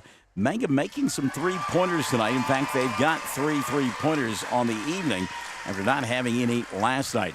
Lady Tigers 4 of 8 from the free throw line in that first half of play. Foul situation, a little dicey right now for Mangum. York with 3. Holly Lehman Webb has 3. Morgan White with a pair. Alyssa Dreyer with 2 as well. But again, Mangum leads it by a half a dozen at the half, 31-25. On the other side of the ledger, for Tim Ellison, he got 7 in that first half from Emmy Rodriguez, all 7 coming in that second period of play. Sabrina Gilbert with 5. 4 in the ball game for Avery Rimple, 4 as well for Emery Solis. Riley Jackson has a 3 ball to her credit, and Alyssa Moore with 2. Navajo from the foul line, 7 of 13 in the first half of play. Foul situation for the Lady Indians. Solis has got 3, Jackson with 2, Rodriguez with 2, and Alyssa Moore with 2 at the intermission. Mangum on top, they lead by 6 at the half. First of 2 between these two clubs. It's Mangum 31 and Navajo 25. You're listening to basketball action live and in living color on Classic Hits 97.7. When you need auto repairs, save money and get it done right at Dwayne's Auto in Mangum. Dwayne's fixes flats, does brake jobs, turns rotors, alignments, that all-important air conditioning work, and general auto repair. If your car or truck isn't right, just head to Dwayne's Auto at 1205 North Lewis Tittle in Mangum. Call 782-5151. That's 782-5151. Mangum Tiger proud. 333 Dental Care in Mangum is the dental practice of Dr. Dustin Lively. His experience, skill, and compassion go together when providing exceptional, up-to-date patient care. Dr. Lively and his team of professionals are proud to help you with the best dental care possible, along with preventive care that will result in a beautiful, long-lasting smile. Call 580-782-2552 or visit the team at 333 Dental Care. They support the Mangum Tigers and Lady Tigers. Fresh floral arrangements created here in Mangum are the hallmark of owner Darla Hately at Flowers Unlimited. Remember that fresh flowers are a very personal and special gift that is so cherished when delivered for birthdays and anniversaries. She might say, you shouldn't have, but she'll be delighted. Flowers Unlimited. Call local at 580-782-2122. That's 782-2122. Flowers Unlimited in Mangum. The Mangum Star News has been serving southwest Oklahoma since 1887. No wonder when folks want to know what's happening, they grab the Mangum Star News. Today, the paper is just as proud as ever to serve you online, in your mailbox, or at a store near you. The Mangum Star News. Blair Tire and Feed on the corner of Highway 283 and 19 is your certified Firestone tire dealer and also a proud supporter of the Mangum Tigers and Lady Tigers. When you need tires, we're specialty trained and equipped to take care of you. Lyle Shaw and his crew at Blair Tire and Feed wish the Tigers lots of luck in today's game. And always remember, play smart, play safe, play hard, and play with pride. And good luck from everyone at Blair Tire and Feed on the corner of Highway 283 and 19 in Blair, Oklahoma. Folks in Mangum know what to do when they need to quench a thirst, curb a hunger attack, or cool down with an ice cream. They just make The Loop at 918 North Lewis Tittle in Mangum. The Loop, supporting the Mangum Tigers and Lady Tigers. Something you should know about the Kendall Law Office. The Kendall Law Office is family-owned and local. They use up-to-date technology to ensure their productivity provides timely service to clients, and this always includes client access to our firm via email and text. Corey Kendall is experienced, hardworking, and honest. He always puts the client first, and all efforts are focused on the client's best interest. The Kendall Law Office, locations in Altus and Mangum. Friends, it's important to take care of your eyes, so make an appointment soon with Dr. Michael Geiger in Altus, Seth Geiger in Frederick, and Bryce Geiger in Elgin, and a new addition to our staff, Dr. Maddie Rhodes. The Geigers are professionals and very good at what they do. Geiger Eye Care is proud to support youth and sponsor sporting events. They encourage you to attend all the events you can and be involved with our youth. Geiger Eye Care, Michael and Maddie in Altus, Seth in Frederick, and Bryce in Elgin. Make an appointment soon with Geiger Eye Care, Altus, Frederick, and Elgin. We are a community of ongoing legacy and tradition. This is Lori Laughlin from Cattlemen's Bank, member FDIC. We are so proud of the continued success of the Mangum Tigers on and off the field. Good luck on another exciting sports season, Tigers. Cattlemen's Bank is behind you all the way. So what kind of soiree do the boys have lined up for Shelley and her 51st? Well, or is that a secret? No, not much. Avery, the oldest, we're going to have a little get together maybe this weekend on Sunday, but we got a ball game tomorrow. You know what she really wants to do on her 51st, and I think you would dig this as well. She wants to go roller skating. Yeah, I would do that. Yeah, I would do that. Yeah, that'd be good. Yeah. Now, if I did that, it probably would mean that I wouldn't make it to 52. But yeah, you know, I'm trying to remember the last time I went roller skating. It's probably been we had a Foster event probably 5, 6, 7 years ago. They were huge when we were young. Oh, they were everywhere. Yeah, roller skating was a lot of fun. Yeah, and you know, and I think back now, and you know, songs that I hear remind me of the roller rink. Right. And again, I'm older than you and older than most, but the one song that always reminds me of the skating rink, and I don't know why, but it's the Bay City Rollers and SATURDAY Saturday night. I mean, Friday. Go ahead. There's always that one guy who's, always a little better, going backwards and that kind of deal. Anyway, go ahead. That was my dad who thought he was until my sister proved him wrong. Dreyer for 3 out of the third quarter and doesn't get it to go, but the rebound lost out of bounds by Navajo. So Mangum will get it back. Out on the floor for the Lady Tigers, Holly Lehman-Webb, Alyssa Dreyer, Lauren York, Morgan White, and Landry Lively. Mangum in their road black uniforms, orange trim, white numerals. And Brent Woodruss was late to get out of the locker room with Kelly King, the assistant coach, and not sure if there's some sort of issue going on there. Shot from inside did not fall for White. And then again, Navajo will lose the ball out of bounds, and Mangum will retain possession. Get the 5 on the floor for the Lady Indians. Brooklyn Whitfield out there. She is joined by Avery Rimple. Inbounds pass tipped out of bounds by Emmy Rodriguez. Also getting the start here in the third, Sabrina Gilbert, and the final member of that 5 out there, Emery Solis. Navajo home white, red numerals, black lettering, black and red trim. So again, we'll have to watch and see about Woodruss. She does not get the start here in the third. At the free throw line, 15-footer, Alyssa Dreyer. And I mean, Dreyer just catches and shoots and makes points. 8 now in the ball game for Alyssa. Mangum on top by 8, 33-25. 7:15 left here in his third frame of play. And again, Navajo tomorrow afternoon will entertain Cordell. Ball games that got weathered out. 3 balls, Solis doesn't go. Battle for the rebound, and White will eventually get it for Mangum. Now the ball going to be taken away. Nope. Holly Lehman-Webb will come up with it. He got tipped, but Holly was there to get it. Into the front court, she'll come. Slow it down to Morgan. Lauren out there playing with 3 personal fouls. Got to be careful. Of course, Holly Lehman-Webb has got 3 as well. Lauren inside, stopping and popping. Thought she drew contact. No good on the shot. Sabrina with a rebound. Gilbert dribbles the length of the floor and lays it up and in. Sabrina Gilbert. 7 now in the ball game for Sabrina. 6.5 minutes left here in the third. 6-point ball game. 33-27. Mangum on top. Lively in the corner. Dreyer. Good job by not traveling there. Alyssa wanted to throw the ball and then gets tied up. We'll get a jump ball in the area to point the way at Mangum. Nope, I'm sorry, Navajo. It'll be Navajo basketball. So inbounding it will be the Lady Indians. Rimple, who has yet to get untracked offensively. She can heat up in a hurry. Has got 4, hit a 3 in that second quarter. She's one of those streaky shooters, boy. She gets it lit up, and you got to watch out. So they are denying her. Lively going to come out and face up with her. Now coming over, helping out on the weak side is Lauren. They'll go to Gilbert. And there's that walk that I told you was going to get called. And you will see that for the rest of the season. Like I say, it didn't get called last night by a couple of inexperienced officials, and I get that. But that's a travel anywhere and everywhere on a high school level, and now even in the college ranks.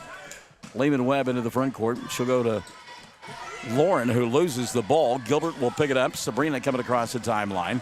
And then loses the ball out of bounds to Tim Ellison. It happened right in front of him. He just kind of throws his hands up and then leans over the scorer's table and says, "Why me?" Tim, one of those who we have enjoyed for a long time. He wears his heart on his sleeve, and you know what he's feeling at all times. Landry going to go inside. Tough catch there by Morgan. White in traffic. Shot doesn't go. Rebound Lauren. She'll save it to Landry. Lively from 15. Doesn't fall. Put back York. She'll get fouled. Rimple says, "What, me?" And I believe that will be the call on Avery. It is. First of the night on Avery. And team foul number 1 of the second half called against Navajo. So at the line shooting 2, Lauren York, who had 11 in the first quarter but was just 1 of 3 from the line. Line drive goes in. Lauren will get 1 more. She's got 12 on the night. Mangum by 7, 34-27. Second one on the way. Too strong. Battle for the rebound. Alyssa will get it, and she'll put up a shot. Doesn't fall. Morgan in traffic with a rebound. She's going to get grabbed on the arm. And the whistle will go against.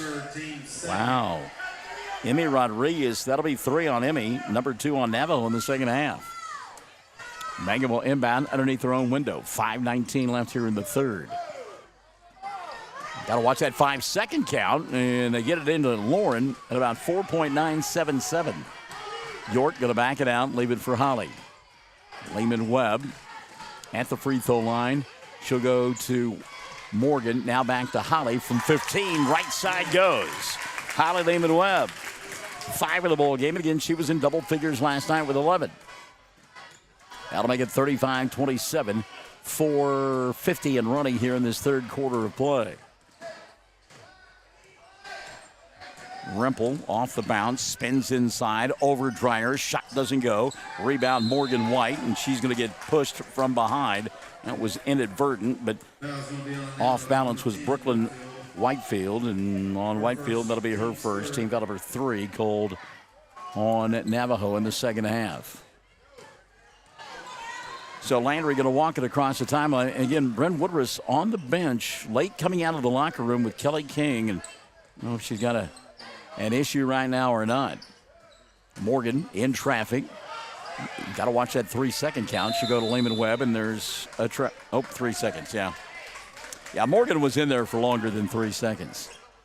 The rule on that is it starts over each time the ball is shot. The ball wasn't shot, so she was pitching the tent inside, and finally the Bear said, okay, enough. Lauren tips the ball into the backcourt, now picks up her 4th foul. And that's a silly foul on Lauren York. She was out of position, made a good play to begin with, and then the second chance and committed the foul. So that'll be 4 now on York, and Lauren's going to have to sit for quite a while. And apparently Bryn Woodruss is okay. She pops up off the bench and comes in for York. Midway point, quarter number 3. Mangum on top by 8, 35-27. If you're claustrophobic, the place to be not is inside the Navajo Gymnasium. Solis puts the ball on the floor, kicks it right side. Now gets it back on the give and go, draws the double team. Her baseball pass to the near side, picked up by Rodriguez. Off balance shot goes for Emmy. 9 now in the ball game to lead Navajo in scoring. Emmy Rodriguez keeping her club in the ball game at 35-29. Good catch by Morgan. She'll go to Alyssa, 15-footer. Dreyer rattled it home. Alyssa Dreyer. 10 now in the ball game for Dreyer. And a timeout going to be taken here by Mangum, I believe. 37-29, 3:28 left in the third. It's a Navajo timeout on Classic Hits 97.7. Bexar County Farm Bureau agents Mickey Lively and Rod Calhoun support high school sports. Mickey and Rod offer insurance for property, auto, casualty, life, commercial, and crop insurance. They're ready to serve you at 231 North Oklahoma in Mangum. Call 580-782-3827. Some of the pandemic stuff still hanging on. I don't know if you've noticed it or not, and it's kind of interesting to watch some of the huddles that take place with the various teams. But Tim Ellison's team a little bit more spread out in that huddle as opposed to Mangum a little bit more closed quarters. I don't think they want to get near him because he's mad. Okay. He is very demonstrative, with his hand gestures and everything else. And yeah, you're probably right. You probably do want to stay out of the area code when Tim gets wound up. 3:15 left here in the third. Rempel on the back door, but it's tipped away by Holly. Lehman Webb going to go get a loose basketball. Now over the top to Woodruss. Underneath the basket, she'll save it back to Holly. Shot doesn't go. Battle for the rebound. A jump ball, I believe. It'll be Navajo basketball, or will it be Mangum? And I believe it's going to be Mangum, and there he is. He doesn't like that call. He thought a foul was committed. Got those arms up in the air waving. Like that Dr. Pepper commercial. We got the wave coming. Alyssa inside, powers one up, doesn't get it to fall. Battle for the rebound, and we'll get a reach-in foul on Morgan White. Nope, jump ball, and they are going to be the way of Navajo. So it's so crowded here, and I'm looking at the official, and he's a little concerned. There's some kids laying on the floor across the way, and they are in the line of fire. Big crowd on hand here tonight in Navajo. Hope the fire marshal doesn't come by. Open for three, left side, coming up short is Whitfield. And the rebound going to be taken away by Mangum. Quickly into the front court. Here comes Woodruss. Bren to Holly. Lehman Webb in front of the Mangum bench. Resets to Woodruss. Bren going to put it on the floor. Now out top, Landry Lively. Alyssa at the free throw line. Wanted to go back door to Morgan, but the pass was late. And now here's a run out for Navajo. Stopping, popping, glass, and getting it is Emmy Rodriguez. Rodriguez now with 11. Cuts it to a 6-point Mangum lead. 37-31, 2:05 and running in the third quarter of play. Ball knocked around it. Here comes Rodriguez again on a run out. Emmy will stop, pop, glass, and get it. Quick timeout going to be taken here by Brian Bingham. He's seen enough. 6-0 run by Emmy Rodriguez, 37-31. 2 minutes left here in the third on Classic Hits 97.7. If you started college but haven't finished, you may feel like your story is already written. Remember, you're the author, and where your story goes from here is up to you. Finish your degree with Reach Higher at Western Oklahoma State College. Reach Higher can put you on a program path designed to help you earn your associate degree from Western. Start writing your next chapter today. Visit wosc.edu/reach to find out how. Reach Higher with Western Oklahoma State College. Call 580-477-7742. So there may be something to this coach's reaction thing that you've got in huddles, because rather animated that time was Brian Bingham, and the girls in front were away more than arm's distance length away. Coach, practicing COVID precautions. Yeah, here. yeah. Sounds good. Except for the girls that were behind, and it's got a ducking. Minute 50 left here in the third. 37-33 is the scores. They adjusted. Good pass by Morgan. She'll go to Holly Lehman Webb, and then resets out top to Alyssa. Woodruss, give, go, Lehman Webb. Little floater, and it falls for Holly. 4 in the quarter, 7 in the ball game for Lehman Webb, and then shuts down a 6-0 run by Navajo. 39-33, $1.25 and running, third quarter of play. Back into the ball game, Carissa Callens for three, and it goes. Callens with a heat check, knocking it down. 39-36, the lead down to 3. Back the other way, here comes Mangum. Woodruss going to clear out on the near side. Now over the top, she'll go to Lively, put it in, Landry fouled, and a chance at a three-point play. Good body control by Lively as she got banged. And they call that foul on Rodriguez? I think they did. What a difference 24 hours makes. You kidding me? 78 points now total in the third. Yeah. Couldn't buy a bucket last night. No. Lively makes the free throw. 7 in the ball game for Landry. 42-36, and we've still got 9 minutes to go. Avery Rimple walks it across the timeline. A little bounce pass is back into the ball game. Alyssa Moore. Moore on the give and go to Rimple, who scores. And a foul going to be called on Mangum. Alyssa Dreyer has picked up her third. And that's the first team foul of the second half against Mangum. So a substitution going to be made here is Whitfield will come back in. I believe she's going to come in for Rimple if Rimple makes the free throw. She's at the scorer's table. Free throw on the way is good. Let me get that. So Rimple, the three-point play. Check the Facebook page. Carlos Martinez Peralta says, let's go, Lady Tigers. Same thing from Deborah Reed Maddox. Brent Bogart has checked in. And our good buddy Bob Tucker, in his overalls, no doubt, and a ball cap, has checked in. Steal and another run out for Rodriguez. Emmy will lay it up and in. Emmy Rodriguez. Of course, Bob's daughter-in-law is a counselor here at Navajo. 42-41, Mangum by 1. They'll throw the ball away with 26.2 left in the third. And an opportunity for the Lady Indians to take the lead late here in period number 3. You know, I thought those were funnel cakes, and I don't think they are. They're French fries. They're loaded French fries. Look like funnel cakes from a distance, but now Chad will probably go out down in between games and check that out. 10 seconds left here in the third. Navajo holding for one. Travel, yeah. Late call, but the right one. Emmy Rodriguez couldn't decide where she wanted to go with the basketball. And now Tim Ellison is channeling his inner Clester Harrington as he stomped the foot. He's angry, didn't like the call. He didn't think Rodriguez dragged the foot. Mangum now in the offensive end will lose the ball out of bounds. They'll get it back with 4.1 left in the third. Hugs it out. Yeah, man hug there. Woodruss to inbound, and it's stolen away by Gilbert, trying to beat the clock. She'll stop, pop, and it does not fall as time expires at the end of 3.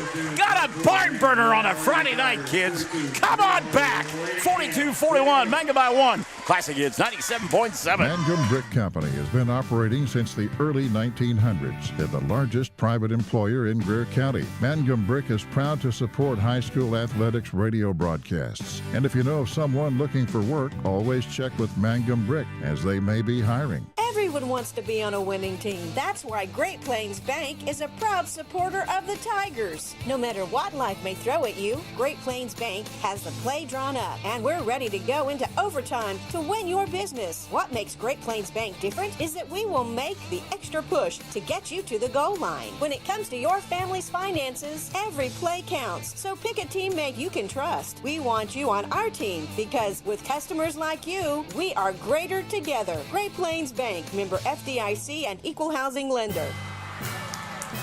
Yeah, looking at the numbers there in that third period of play, and it was a marvelous quarter for Navajo's Emmy Rodriguez, as she scored 8 in the period and has 15 for the ball game, and has brought her club right back into it. 42-41. Mangum will have the ball to begin the fourth period. 16 in that quarter for Navajo, and Mangum tallied 11. They'll have the ball to begin the fourth, will the Lady Tigers, as it'll be Holly Lehman-Webb, Alyssa Dreyer, along with Landry Lively, who had the ball taken away from her, and a foul going to be called on Landry as she battled for the basketball. Lauren York stays on the bench with 4 fouls. So that foul on Landry, her first of the night, just the third of the second half called on Mangum. Navajo with the ball and a chance to take the lead. 7:45 left of the ball game. Rimple on the baseline. Skip pass over the top. She'll come to Whitfield. Whitfield now will give it up to Rodriguez for 3. Doesn't go. Gilbert with a rebound, and she'll walk with the basketball. Great defense by Morgan White. Morgan would not give ground, and unable to put the ball on the floor was Gilbert, and she traveled with it. So the turnover is going to give it back now to the Lady Tigers. They're in their road black uniforms, silver numerals, along with the orange trim. Landry Lively, Holly Lehman-Webb, Alyssa Dreyer, Brent Woodruss, and Alyssa Dreyer out there. And we'll get a jump ball. And it'll be Mangum ball. So Woodruss to inbound. And again, how long does Brian Bingham keep Lauren York on the bench with those 4 fouls? 7:15 left of the ball game. Mangum on top by 1, 43-41. They adjusted the score. And that's right, I had 43 at the end of 3, and they adjusted it. Dreyer from 10, she'll put it up and in. You keep her there as long as you have the lead, Barnes. Okay, all right, I like it. So Mangum on top, 45-41. Minute gone by here in the fourth. And Rimple brings it across the timeline for Ellison. Avery bobbled, lost it. Now we'll get a tie-up. Jump ball, arrow going to point the way of Navajo. And Tim Ellison really working the officials. He thought that there was a foul there, but got to be honest with you, I mean, that bumping and banging's been going on all night long. They have not called that. So Navajo to inbound. 5-second count will start. They've been guilty of a 5-second violation twice and in danger of a third time. Boy, they get it just in. Rimple on the baseline. She'll go to Rodriguez. Emmy, deep 3. Gilbert, wow, that's Steph Curry land. Shot won't go. And the rebound cleared off by Holly Lehman-Webb. She'll bring it across the timeline in a hurry. Gets a clear out, goes inside, lays it up and in. Holly Lehman-Webb! She saw a seam, attack the glass, and has got 9. Timeout going to be taken by Navajo. 47-41, Mangum by 6. Classic Hits 97.7. Triad Home Health in Mangum is locally owned and offers nursing, physical therapy, occupational, wound care, IV therapy, and more. All administered by people who go above and beyond for you. Phone Triad Home Health today at 580-782-5800. That's 782-5800. Around here, we say go Tigers. This is Jacob Gilner from Cattlemen's Bank, member FDIC. We love our Mangum Tigers, so suit up in your best and brightest orange, and we will see you at the games. Cattlemen's Bank is Tiger proud. And let's give you a Cattlemen's Bank game reset. 6:33 left in the fourth quarter of play. Mangum by 6, 47-41. 4 team fouls on Navajo, 3 on Mangum. The arrow pointing the way of, I believe, the Lady Tigers. 4 team fouls, as we mentioned, on Navajo. 2 timeouts left for Tim Ellison and 2 timeouts left for Brian Bingham. And Mangum going to steal the ball away. Alyssa Dreyer with a pass over the top, picked up by Lively in traffic, and Landry will lay it up and in. Mangum doing a good job of running the floor. 9 now for Landry. Mangum 49-41. Lauren York stays on the bench. 6 minutes left in the ball game. Lauren there with 4 fouls. Emmy Solis set to check in. Landry Lively with another steal. She's got to run out. Rempel chasing, going to get called for a foul, and Landry will go to the line to shoot 2. Second foul of the night on Avery. Team foul number 5 called on Navajo. And to the line, Landry Lively to shoot 2. Lively on the evening, 2 of 3 from the line. Mangum 6 of 9. And now 7 of 10 as that one goes in. Landry in double figures with 10. 50-41, 5:55 remaining. And Emery Solis has come back into the ballgame now for Tim Ellison's club. Boy, that one. That was like at the fair when you're shooting those. Yeah. Doink, doink, doink. Goes through. Give her a big bear, and let's lead 51-41. 5:45 left in the ballgame. Woodruss goes down, ties up Rodriguez, and the arrow does point the way of Mangum, so they'll get it with 5:41 remaining. Mangum up by 10. Lady Tigers, you know, and we talked to Brian about it a couple of games ago. He said, we're finally shooting a basketball. That's why we're scoring points. It's amazing how that works. Holly over the top to Woodruss. Bren back to Alyssa. Dreyer in traffic from 8, and it rolls around and goes in. Gosh, she's got touch. She does. It's amazing. 14 now for Dreyer, 53-41. Mangum on top by a dozen at the 5:15 mark of quarter number 4. Rodriguez spinning inside. She walked with the basketball. Good defense there. Woodruss set up shop, would not give ground, and a travel call. And I love Tim's look. That works on Sunday mornings in the front pew. 5:05 left here in the ball game. York to the free throw, or to the timeline, and she'll check in at the next dead ball. Alyssa at the free throw line wanted to go back door. Ball tipped away. Lehman Webb will get it, keep it alive. Now they'll go to Morgan. Her pass too tall as Woodruss saved it, but couldn't hold on to it. Now Rodriguez back the other way. Emmy, dribble, drive, bobbles, goes to Rempel, sets, fires 3. Back of the iron won't go. Dreyer with a rebound. Cherry picking is leaving Webb, but she doesn't see her. Ball knocked out of bounds. Alyssa gassed right now. Coach Bingham says, get your head up. You had an easy assist on the other end of the floor. Morgan going to set down. Alyssa saying, can you not take me out of there, Coach? Comes York. So Lauren back in at the 4:36 mark with those 4 fouls. By the way, Carissa Callens now back in for Navajo. A 2-ball. Bank shot goes!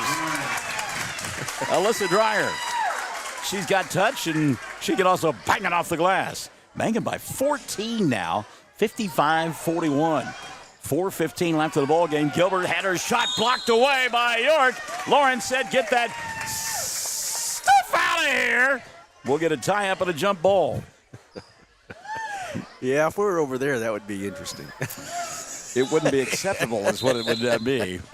Morgan quickly back up off the bench. I think she's going to get Alyssa out of there. Dreyer will come out. Alyssa, get a big round of applause from the from the bench. You'll have to ask her what happened. She's going to have to fix some undergarments there. Love the smile on her face. Great move there by Whitfield, who will knock it down. First two of the ball game for Brooklyn. And then shuts down a Mangum run. It was at one point 43-41. Now it's 55-43, Mangum. 3:58 left in the ball game.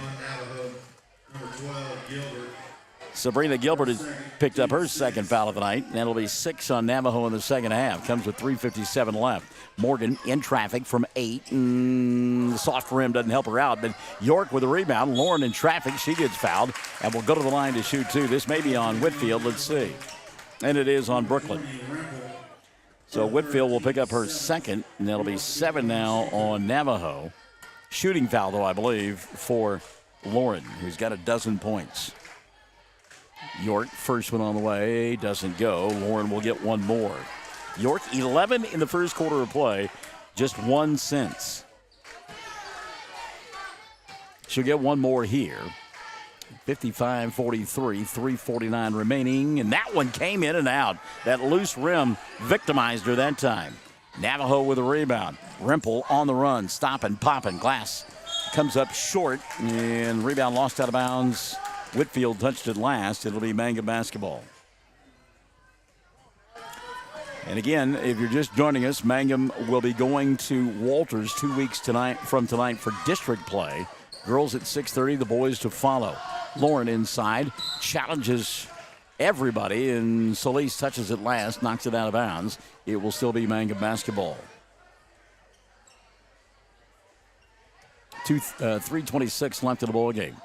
York makes the catch on the inbounds play. She'll find Lively wide open on the left side for 3. That one's too strong. Woodruss there with a rebound put back. That won't go. Rebound tip, tapped, and Woodruss will come away with it. That's too strong. Morgan will try, get fouled, and go to the line to shoot 2. Mangum beastly on the offensive glass. Emery Solis has picked up number 5, and Emery is done for the night. Team foul number 8 called against Navajo. So Emery Solis will finish the ball game with 4 points. White will be at the line. Emery, a good kid. Faced some adversity in her life and got a great stepmama, takes good care of her. Morgan, first free throw, no good. White will get one more. Way down the stretch, you want to make those free throws, leading by 12. Like to stretch that thing out. 3:14 remaining. Second one on the way for Morgan. That one won't go. Rebound, Dreyer had it, lost it, taken away by Navajo. Lady Indians want to run. Quickly across the timeline, here comes Whitfield. She'll leave it for Rimple. Inside, little baby hook got fouled, and Avery will go to the line to shoot 2. Check the foul on Mangum. Alyssa Dreyer will pick it up. And that'll be 4 now on Alyssa. And the 4th of the night in the second half on Mangum. 3:03 remaining. Avery to shoot 2. First one on the way. Rimple spins in and out. She'll get one more. 7 in the ball game for Avery. Charles Stowe has checked in. Elaine Talbot watching from Bethany, Oklahoma. Sarah Bogart Dreyer is with us as well. Good to have you folks alongside. And again, my device not picking up, so we're using Chad's for the chatter. And there's a run out for Morgan White. She'll lay it up and in. Morgan now 4 in the ball game, and a timeout going to be taken by the Lady Indians. 2:56 remaining. Mangum on top by a baker's dozen 13. We're Classic Hits 97.7. Hi, I'm Anna with Dapper 14 Boutique at 209 North Oklahoma in Mangum. I would like to wish everyone a Happy New Year and invite you to visit our store. We feature clothing and accessories in all sizes for all ages. Start the new year off right with something special from Dapper 14. Come see us or visit us on Facebook or at dapyr14.com.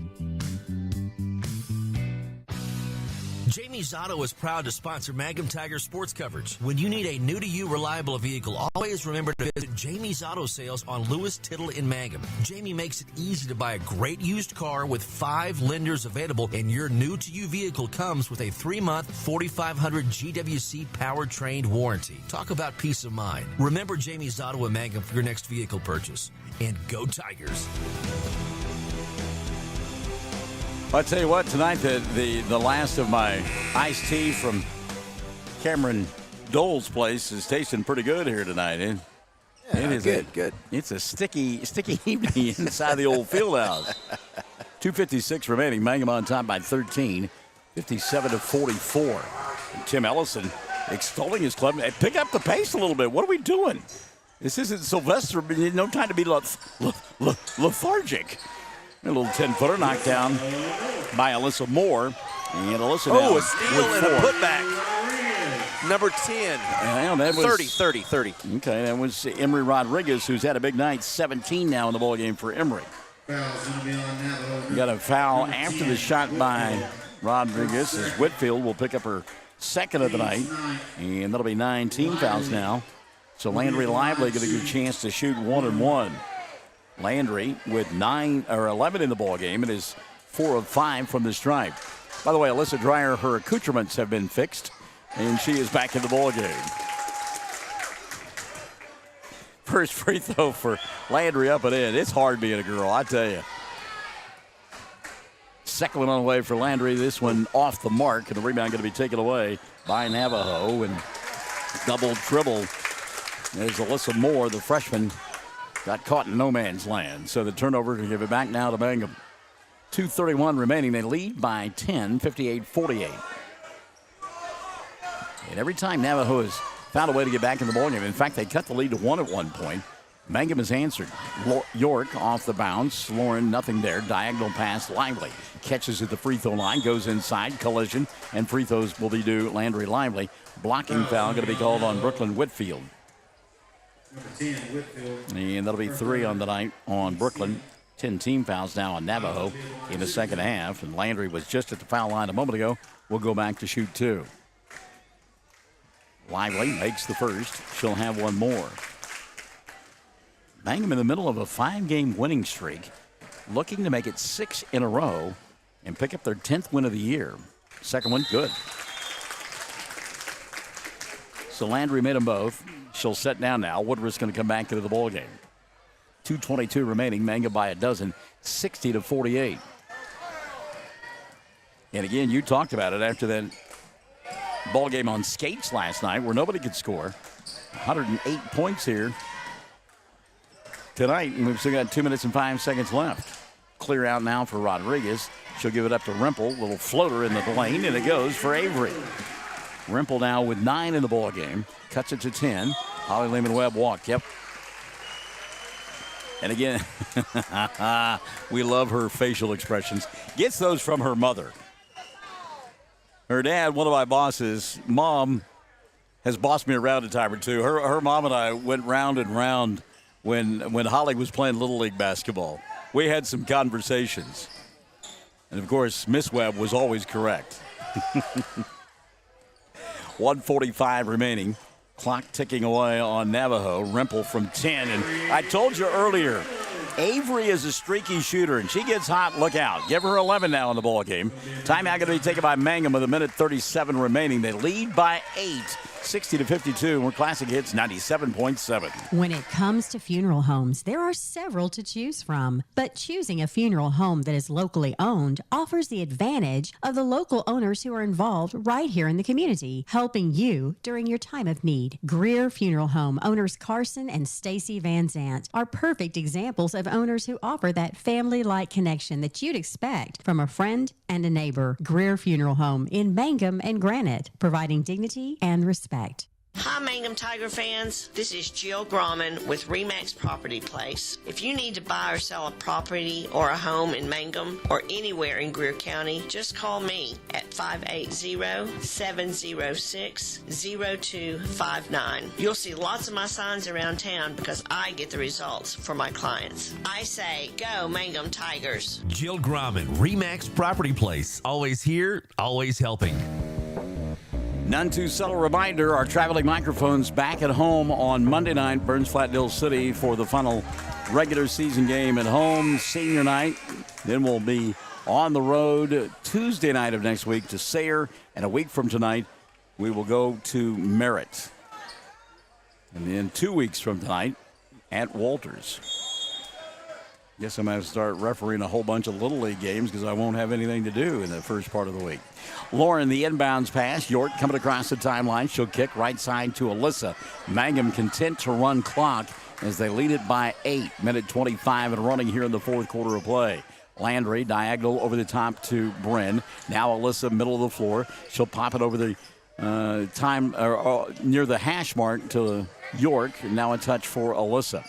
Good job of keep away from Mangum.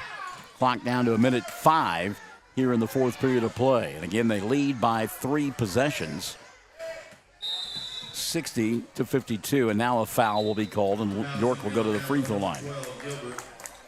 Sabrina Gilbert picks up her third of the night. 11 team fouls now called on Navajo in the second half. Lauren to get 2. York has struggled, missing her last 3 from the stripe.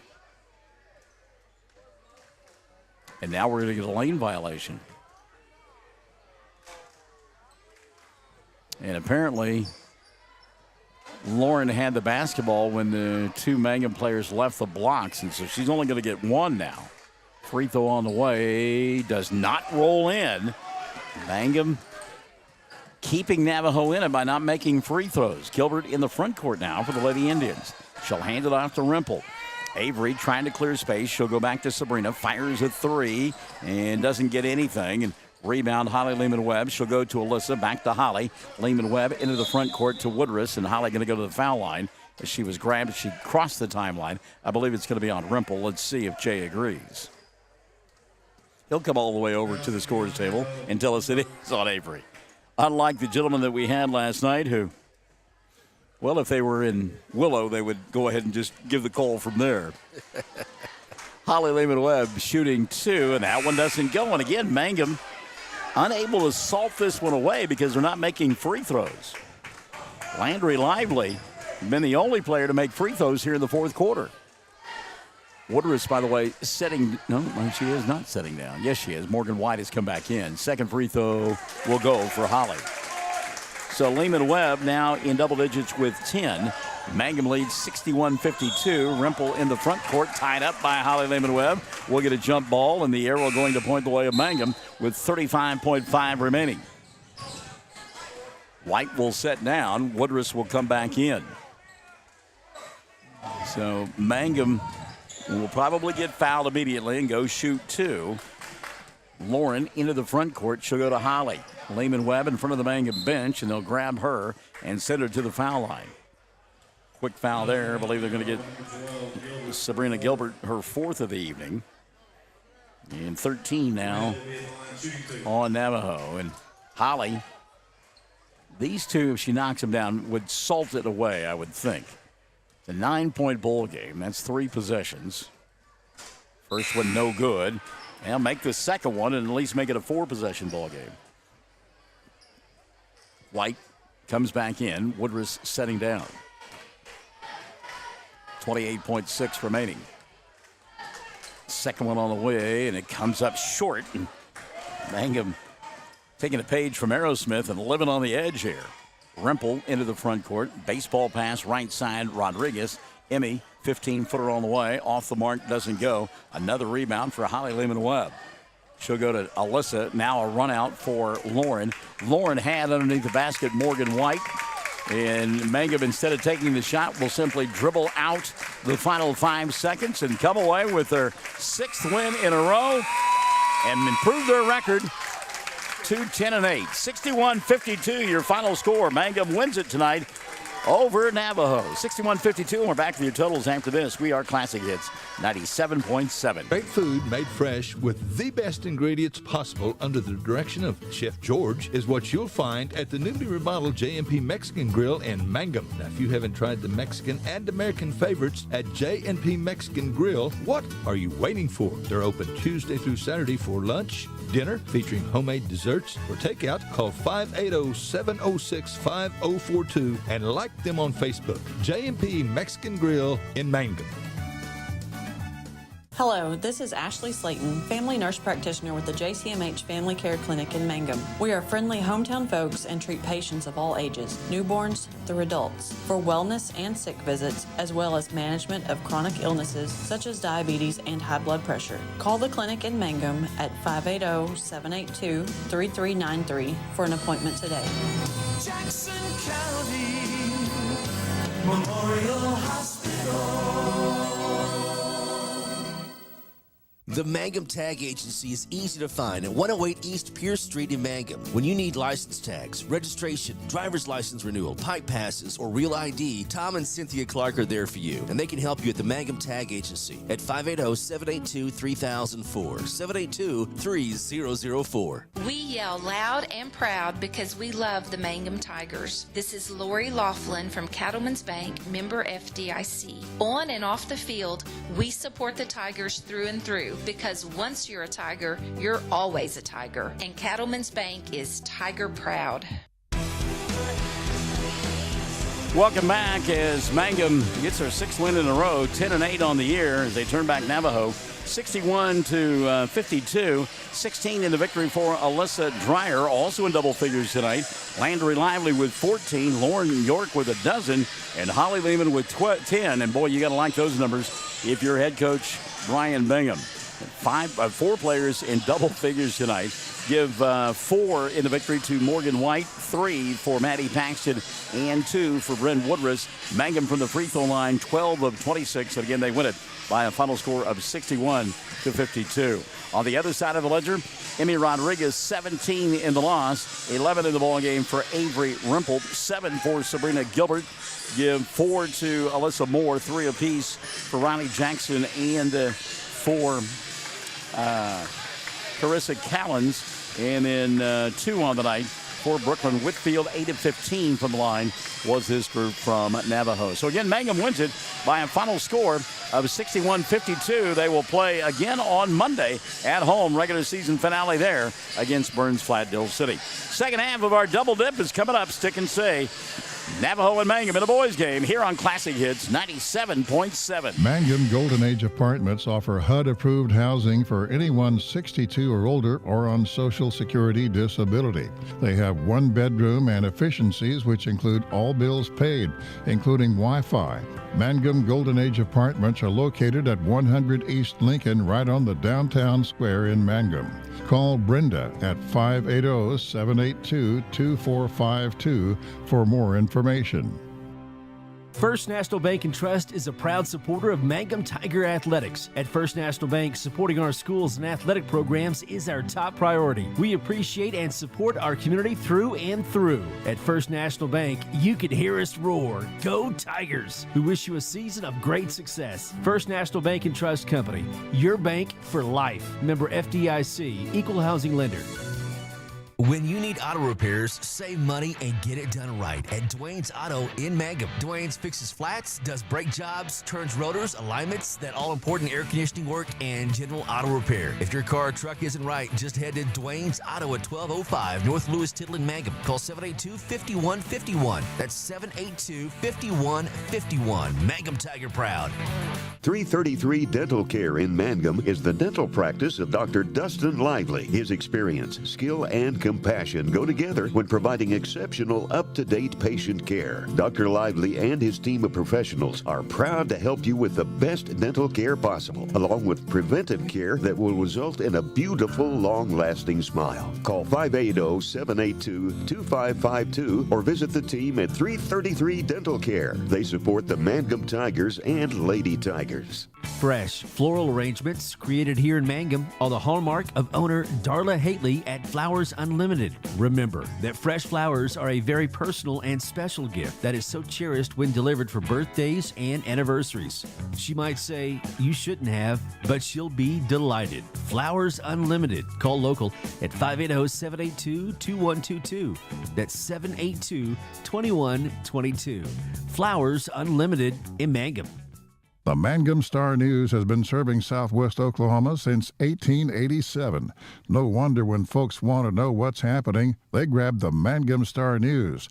Today, the paper is just as proud as ever to serve you online, in your mailbox, or at a store near you. The Mangum Star-News. Blair Tire and Feed on the corner of Highway 283 and 19 is your certified Firestone tire dealer and also a proud supporter of the Mangum Tigers and Lady Tigers. When you need tires, we're specialty trained and equipped to take care of you. Lyle Shaw and his crew at Blair Tire and Feed wish the Tigers lots of luck in today's game. And always remember, play smart, play safe, play hard, and play with pride. And good luck from everyone at Blair Tire and Feed on the corner of Highway 283 and 19 in Blair, Oklahoma.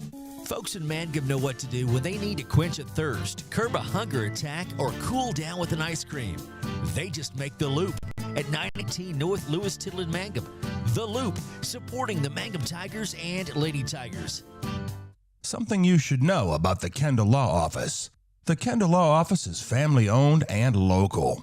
They use up-to-date technology to ensure their productivity provides timely service to clients, and this always includes client access to our firm via email and text.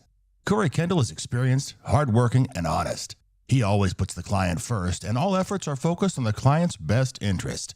The Kendall Law Office, locations in Altus and Mangum. Friends, it's important to take care of your eyes, so make an appointment soon with Dr. Michael Geiger in Altus, Seth Geiger in Frederick, and Bryce Geiger in Elgin, and a new addition to our staff, Dr. Maddie Rhodes. The Geigers are professionals and very good at what they do. Geiger Eye Care is proud to support youth and sponsor sporting events. They encourage you to attend all the events you can and be involved with our youth. Geiger Eye Care, Michael and Maddie in Altus, Seth in Frederick, and Bryce in Elgin. Make an appointment soon with Geiger Eye Care, Altus, Frederick, and Elgin. We are a community of ongoing legacy and tradition. This is Lori Laughlin from Cattleman's Bank, member FDIC. We are so proud of the continued success of the Mangum Tigers on and off the field. Good luck on another exciting sports season, Tigers. Cattleman's Bank is behind you all the way. Greer County Farm Bureau agents Mickey Lively and Rod Calhoun support high school sports. Mickey and Rod offer insurance for property, auto, casualty, life, commercial, and crop insurance. They're ready to serve you at 231 North Oklahoma in Mangum. Call 580-782-3827. If you started college but haven't finished, you may feel like your story is already written. Remember, you're the author, and where your story goes from here is up to you. Finish your degree with Reach Higher at Western Oklahoma State College. Reach Higher can put you on a program path designed to help you earn your associate degree from Western. Start writing your next chapter today. Visit wosc.edu/reach to find out how. Reach Higher with Western Oklahoma State College. Call 580-477-7742. Mangum Brick Company has been operating since the early 1900s. They're the largest private employer in Greer County. Mangum Brick is proud to support high school athletics radio broadcasts. And if you know of someone looking for work, always check with Mangum Brick, as they may be hiring. Welcome back to Navajo as we get set for the second half of our doubleheader between the Indians and the Tigers here on Classic Hits 97.7. And at the top of the broadcast, our good friend, our dear friend, young man that we absolutely love and adore and spent a lot of time on the road going to do Mangum football games a few years ago. Justin O'Neill has joined us in the broadcast booth. And, buddy, I got to tell you, first of all, I was choked up when I saw your kids out there and heard them singing. Well, I mean, it really got to me. And I told Chad, and we've talked about this, but you can further it. We wish that we could have mic'd the kids because they did a great job singing the national anthem. Well, I appreciate that, Barnes. I feel the same way. You know, I was choking up at myself up there a little bit. So if you'd had a microphone, you probably heard a few tears coming my way. And I was going to say, it looked like it was really getting to you down there. I mean, you were trying to mouth and sing along, but I noticed a couple times you had to swallow hard as that was being sung. Absolutely. You know, it's a special night tonight here at Navajo. It's senior night, and you know, this year the administration decided, you know what, we're going to get these choir students involved, and was able to honor them tonight. And just at the moment, having 7 seniors there singing, it was special for me. So I'm appreciative for that, for sure. And I was doing the math in my head. Are you like in your 5th or 6th year here? This is year number 5 for me. Golly, man. Time flies. It's been that long, since I've been in the booth with you, Barnes. No kidding. Did you think you were going to make it that far? No, definitely not. Well, it's a delight to have you here. Of course, if memory serves correct, you were a Mangum High School graduate. Absolutely. Yeah. Class of 2006. Go Tigers. All right, there you go. So Mangum joining us in the broadcast booth. We are honored here. Big night. Was Lainey out there, one of the little cheerleaders, by the way? That's right. My first grade daughter, Lainey. She was out there just dancing up, having a great time. Halftime of the girls' game. That was fun to see. First grade. Stop. She's not that old, man. You are killing me. I don't believe it either. Golly. And Jack, last week I started refereeing some basketball games down there at the Little League gym in Altus. Jack's out there jacking 3-pointers. He's not afraid to shoot it, no, is he? I was just going to say, he's kind of like his mom. Never met a shot he didn't like. That's the truth. So what about this one tonight? Mangum coming in. They are 9-8 on the year, taking on a Navajo team that Kel Thompson, they're awfully young and kind of learning as they go. Is that right? They are a young squad here. They like to go up and down the floor as much as they can. They've never met a fast break they didn't like. So it'll be exciting to see how this game gets kicked off. Of course, Mangum over the last several years, they have been of the mindset that they like to run up and down the floor. But this is a team that's a little bit more deliberate than what we have seen in the past. So it'll be interesting to see if they buy into that up and down look with the Indians of Navajo. Chad and I talked about this when the girls' introductions took place, and the lights across the way. We got to love that stuff. You know, this year we got new lights here at the gymnasium here at Navajo, and we're able to turn them off. It doesn't take 10 minutes for them to warm back up, so it's kind of a neat thing. Feels like we're in Chicago in the 90s. Sherry Shepard-Kendall has joined us in the broadcast booth, and Judy Osborne-McMillan says hello and welcome to the broadcast as well as the starting 5 being introduced here. And more games on tap for tomorrow afternoon for Navajo, by the way. They will be entertaining Cordell. Those games got weathered out earlier this week. So will you be doing double duty? You coming back tomorrow, or you got music stuff you got to take care of? We haven't decided yet. I could possibly be here tomorrow. I hope I can make it out. All right. I know you've got an extra job that you have helping out and singing at churches as well. So. Absolutely. I'm blessed to be out at the chapel at the Air Force Base. Yeah. And that's a cool thing out there. Nathan Augustine going to jump center for Mangum. He's out there with Ian Martinez. We also see out on the floor Aiden Warner along with Colton Earls, and the final member of that starting 5, Daniel Bernal. Mangum in their road black uniforms with the silver numerals and the orange trim. And going in the opposite direction will be Keaton Fixico and Holder Dunn. Also Gunnar Jackson, Casey Cross, and Aiden Allen, the starting 5 here for head coach Cale Thompson. It doesn't seem like it was that long ago that I was doing Cale's basketball games in high school myself. So, good player there at Duke. Duke product indeed. Tap going to be controlled by Navajo. They'll go to work on the right end of your listening device. There's a 3 ball by Jackson. Gunner shot no good, and Bernal with a rebound. And there, I see what you mean. Freshman not afraid to put the ball up, is he? Setting fire. Let's get after it. Navajo in their home white uniforms with the red numerals in the black Navajo across their chest, and boy, they are extending the defense near the timeline. All the things that are going on here tonight, and you also gave away a side of beef, I understand. You know, one of the boys picked his own dad's name. Isn't that the way it goes? Yeah, exactly. Earls for 3 doesn't go. Rebound Martinez, and now Bernal has it behind the arc. Daniel looking inside. Little bounce pass, Aiden Warner. I tell you, I just keep getting blessed with doing ball games with people, and you're about the 5th or 6th person that has fallen victim that has to be here with me. Give and go there. Great pass, Aiden Warner. He will go to Nathan Augustine, and Nathan will knock it down for 2. So first 2 of the ball game for Augustine. Any of these kids on the Mangum team you remember? I don't remember. I remember Austin Warner. That's one I remember for sure. I knew the Warner name would come up. Keaton Fixico behind the arc. I talked about Jack at the Little League. It doesn't seem like that was long ago that I was refereeing Keaton down at the city gym as well. Good athlete. Yes, Fixico he is.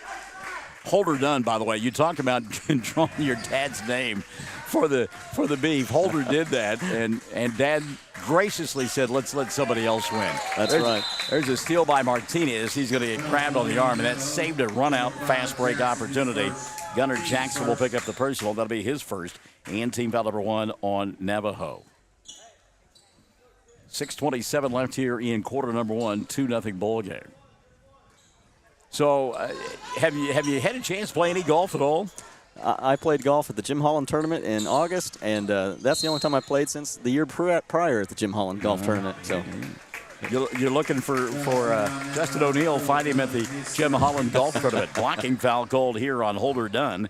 That'll be his first, and number 2 called on Navajo.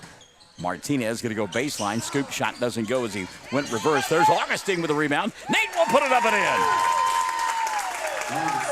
Augustine is senior. He is physical. He doesn't look like a physical player, but he is. He spent a couple of years as an offensive lineman and then was a tight end for the football team this last year and made All-State by class. I can see that strength. That makes a lot of sense. Well, and the thing about him is the ball knocked out of bounds here by Colton Earls. It'll still be Navajo ball. You shake his hand, and his hands and his fingers are so long, and they just kind of wrap around you. He's got the ability to swallow up the basketball. Gets good position as well. 5:45 left here in this first quarter of play. Fixico up top. Keaton looking for some space. Nothing there. He'll come between the two circles to Aiden Allen. Allen, a freshman. We look at this club, and when you talk about youth, my goodness, they are young. They're jump very ball. young. Yep. Bernal on the jump ball. I mean, Fixico's a junior. Dunn, sophomore. Jackson, freshman. Yep. Cross, junior. Or sophomore. Yeah, you're right. Sophomore. And Allen is a freshman. So, yeah. And kind of like we saw a Cordell basketball team who will be here tomorrow at Navajo on the girls' side. And they had just freshman after freshman in the starting lineup. Warner going to go baseline. Aiden, nice pass to Augustine, and Nathan can't hold on to it. It'll go out of bounds, and Navajo will get it back at the 5:16 mark. 4-0 ball game. Don't be surprised to see Navajo spread the floor here. Really? Will they run clock? Because we've had that happen, and the natives didn't care for it. Going to go inside here and pass out of bounds. A couple of weeks ago, Hollis was in town, and they held the basketball the entire second period. Literally held it on their hip. You know, my freshman year at Eric, we did that. Coach Baldwin was our coach back then. We did that for an entire 2 quarters against Burns Flat. Ended up beating them by 2. Is that right? Here's the first half of basketball, we just let the clock tick. Steal by Navajo on the defensive end. Gunnar Jackson, good job there to come up with it. What was the final score of the game? Do you remember? It was less than 30 for both squads. We played some basketball the second half, but that first half we just clicked time away. No fouls. Good move inside by Fixico. Couldn't get it to go on the other end. 3 ball put up by Earls. He does not draw iron. That one will go out of bounds. Has it been a while since the gym was this full? You know, whenever you have as many cheerleaders as you saw the halftime of the girls' game, yeah. That fills the seats pretty quick. Well, and I talked about it, the class of 23, and I realized it was a lot of different aspects, but that senior class, pretty big class. I mean, they filled up the gym floor. It's a large class. There are more seniors on the floor than there were juniors in this Navajo establishment. So, ball knocked out of bounds. We'll get a discussion done, lobbying, and he'll win the argument. Ball going to go back now to the Indians. Don't have their individual names on the back of their jerseys. It says tribe instead. I like that. That's good. So they'll inbound in front of the Mangum bench, and a great steal by Augustine. He tipped it free. Run out for Earls, and Colton will have it knocked out of his hands from behind. Hustling down the floor, Aiden Allen. It'll still be Mangum basketball. The tribe, that's something cool that Coach Winters started about 7 or 8 years ago. Had a couple boys pass away in a car accident, unfortunately. Yeah. Really brought this community together and have continued that tradition. Yeah, and thank you for putting a bow on that. I knew that's where that came from, and I knew that you would have the inside knowledge. 3:50 left here in this first quarter of play. 4-0 ball game. Mangum on top. Augustine looking for more points, and an offensive foul going to be called on Nate. And that's an easy one for an official. You don't even have to sell it as much as he did, but there was no problem selling that one. You lower your shoulder like that, you dip down, and you're going to get the offensive foul almost every time. Caden Schmidt will check into the lineup. Sitting down is Holder Dunn. I tell you, Justin, one of the fun things that has happened since you and I last broadcast is that hairstyles have evolved for young men, and we get a chance to see it on display with these basketball games. That's exactly right. You know, I don't even know what decade we're in anymore. It seems like it's all at the same time. You're right. Fixico from the free throw line. Shot doesn't go. Rebound cleared away by Aiden. Martinez into the front court. He'll cross over, shoot from the free throw line, trying to bank it home. Couldn't get it done. Got his own rebound. Goes glass again. That shot too hard. Ball knocked around a couple of times, and Allen will pick it up.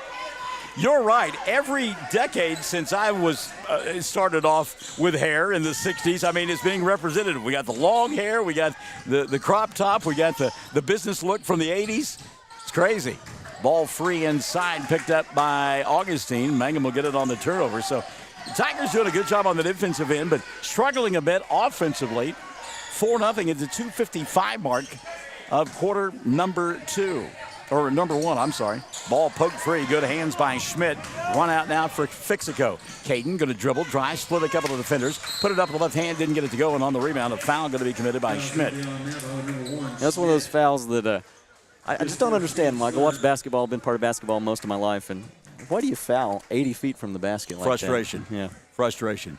Trying to do too much. Kind of like a golf shot. You overswing, trying to make up. By the way, have you, the Pro-Am at Pebble Beach, I've had a chance to watch it the last 2 days.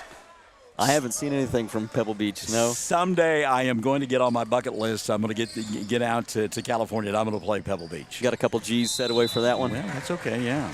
That is bucket list. Travel going to be called on Colton Earls.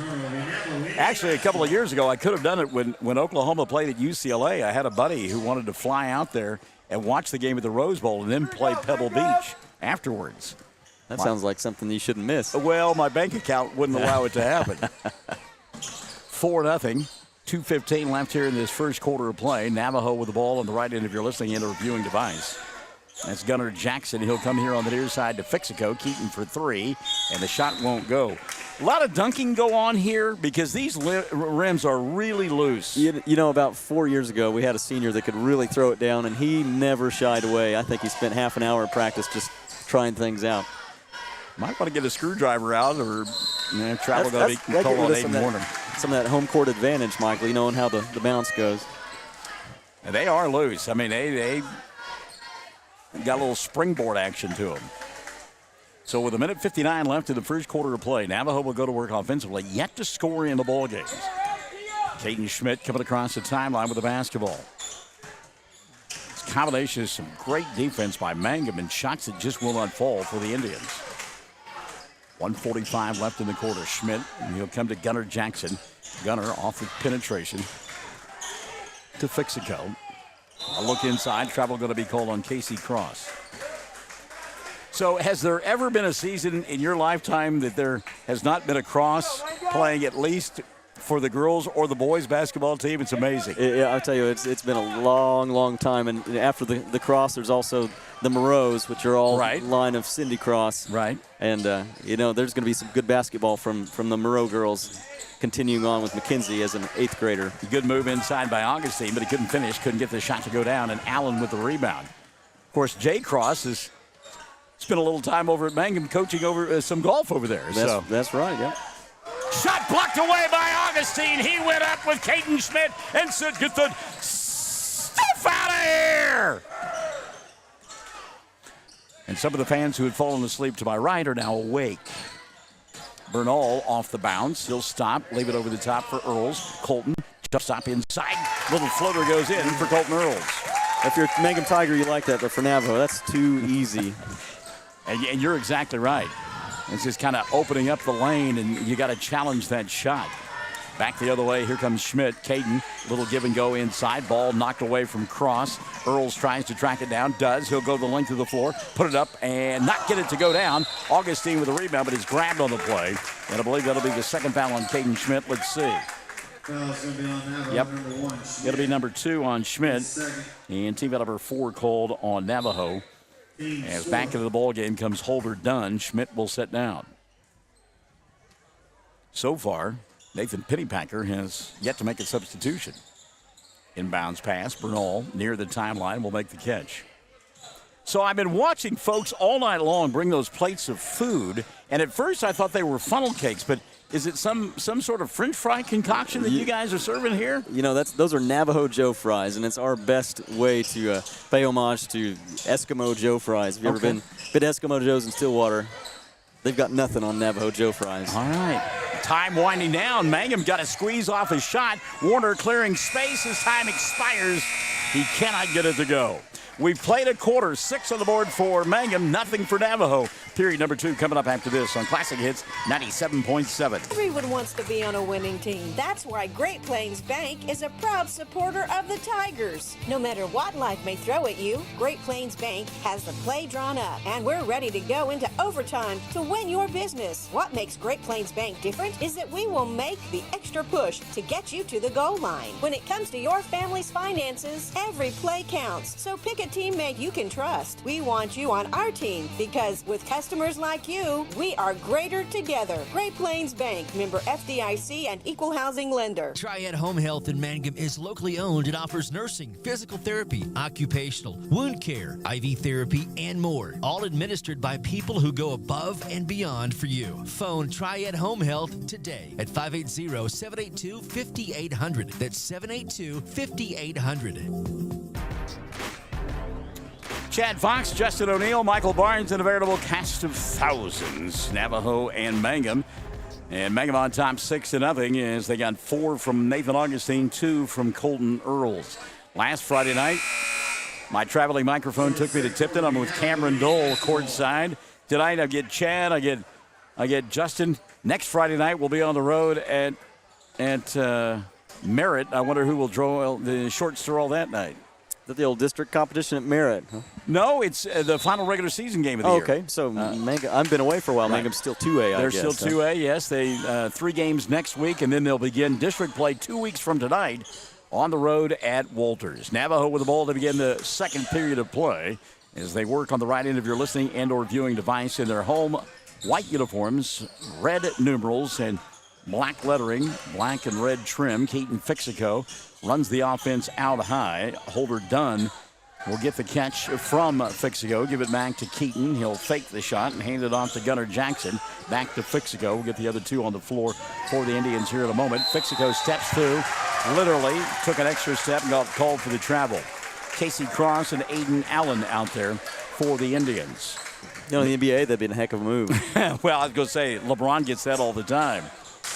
Daniel Bernal, Ian Martinez, Colton Earls, Aiden Warner, and Nathan Augustine on the floor for Mangum. 3 ball, right side, Earls. It's an air ball. Warner going to go get it and reset it now for Mangum. Tigers in their road black uniforms as they work on the left end of your listening and or viewing device. Warner between the 2 circles. I'm surprised we haven't heard his mom yet, Jennifer. She's down below us. She's been relatively quiet. Martinez on the baseline. Ian stopping, popping, comes up short. Ball tapped out, tracking it down. Aiden, good job by Warner to go get that one in space. And a reset now at the 6:40 mark. Meantime, Cale Thompson not happy with his club's effort on that one. He'll get Kanan McDowell to the scorer's table. Boy, Martinez just can't buy a bucket. Another one inside that rattled around the rim, wouldn't stay down. And back the other way comes Fixico. He'll leave it on the wing for Gunnar Jackson. Gunnar looking inside to Cross. Ball poked free. Gunnar will get it back. He'll go to Jackson. Ball fake, puts it up and in. Some good ball movement there by those young Navajo players. Get the ball back and forth, getting inside and getting a bucket. Casey Cross gets his club on the scoreboard at the 6:05 mark. It's a 6-2 ball game. Warner into the front court. We haven't seen that up and down that you talked about yet. Yeah, I'm surprised. Been too many offensive boards for Mangum. And there's a foul that's got to frustrate the coaches. Holder Dunn, a little bit out of position, picks up his second, and that'll be 5 team fouls now on Navajo. And Gunnar Jackson will set down. Am I saying it right? Kanan, is that correct? McDowell? Kanan McDowell? Cannon McDowell. Cannon McDowell, all right.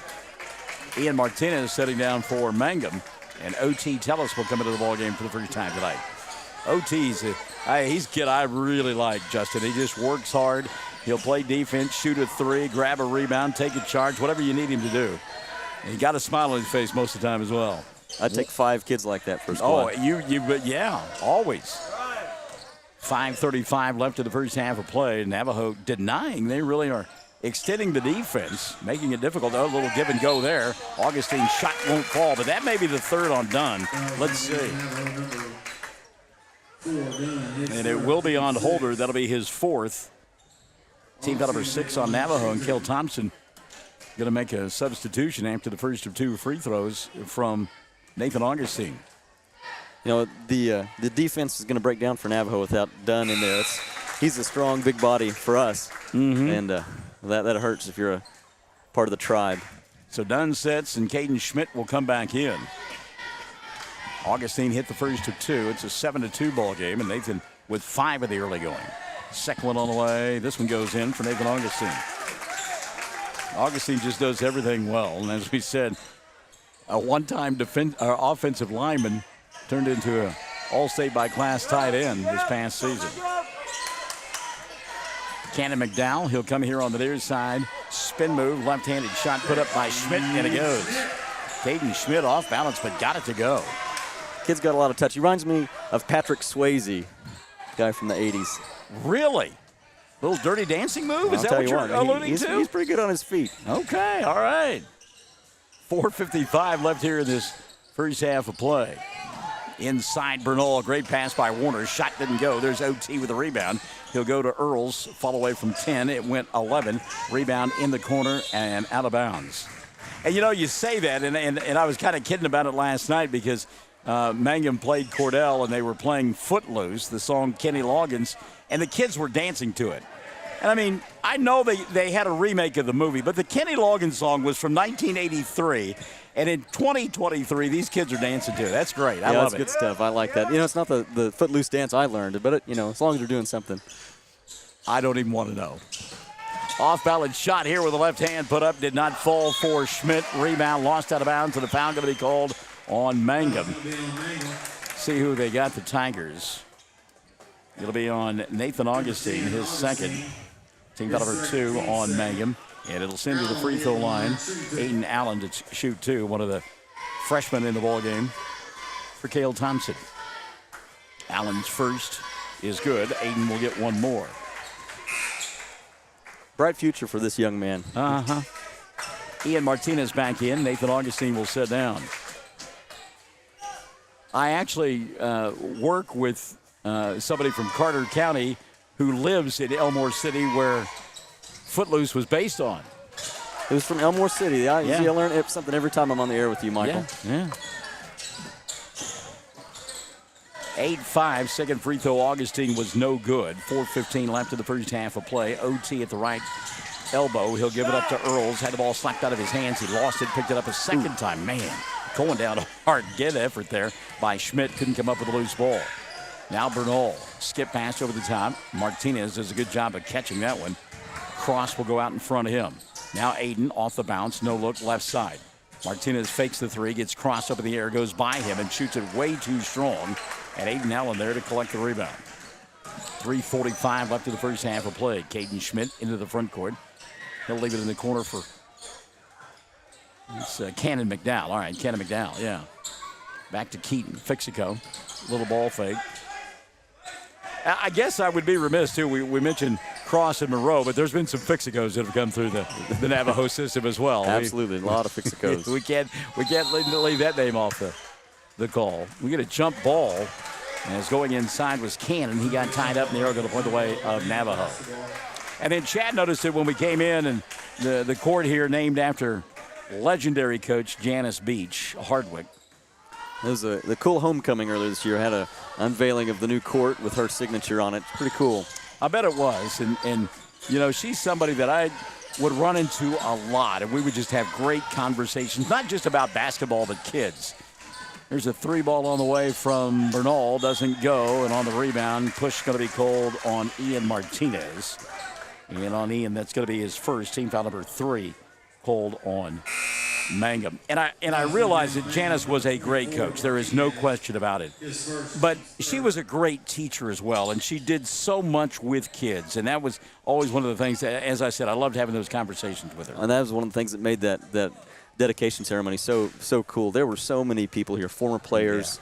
That this place was packed. You think it's busy tonight. It was absolutely as many people as you could fit in here to honor her that night. She was a woman who touched a lot of lives and left a great mark in the world that she lived in. Run out here for Earls. Colton couldn't get it to go, but on the putback, Ian Martinez. And Ian with his first two of the ball game, and Mangum leads it 10-5 with 2:30 left in the first half of play. I see her husband Tim every once in a while, and what a great man he is too. I just really enjoy him. He makes sure he has more fun than you, though, doesn't he? Oh yeah, and that's one of the things. And again, it's a short ride from Wilma's Chevy to the DHS office when he takes me after I brought the truck in for an oil change. And I wish the ride was longer because, again, great conversations with Tim. Inbounds pass caught by Fixico. Keaton from the right elbow and didn't draw any iron. Ball free. Martinez will track it down for the Tigers.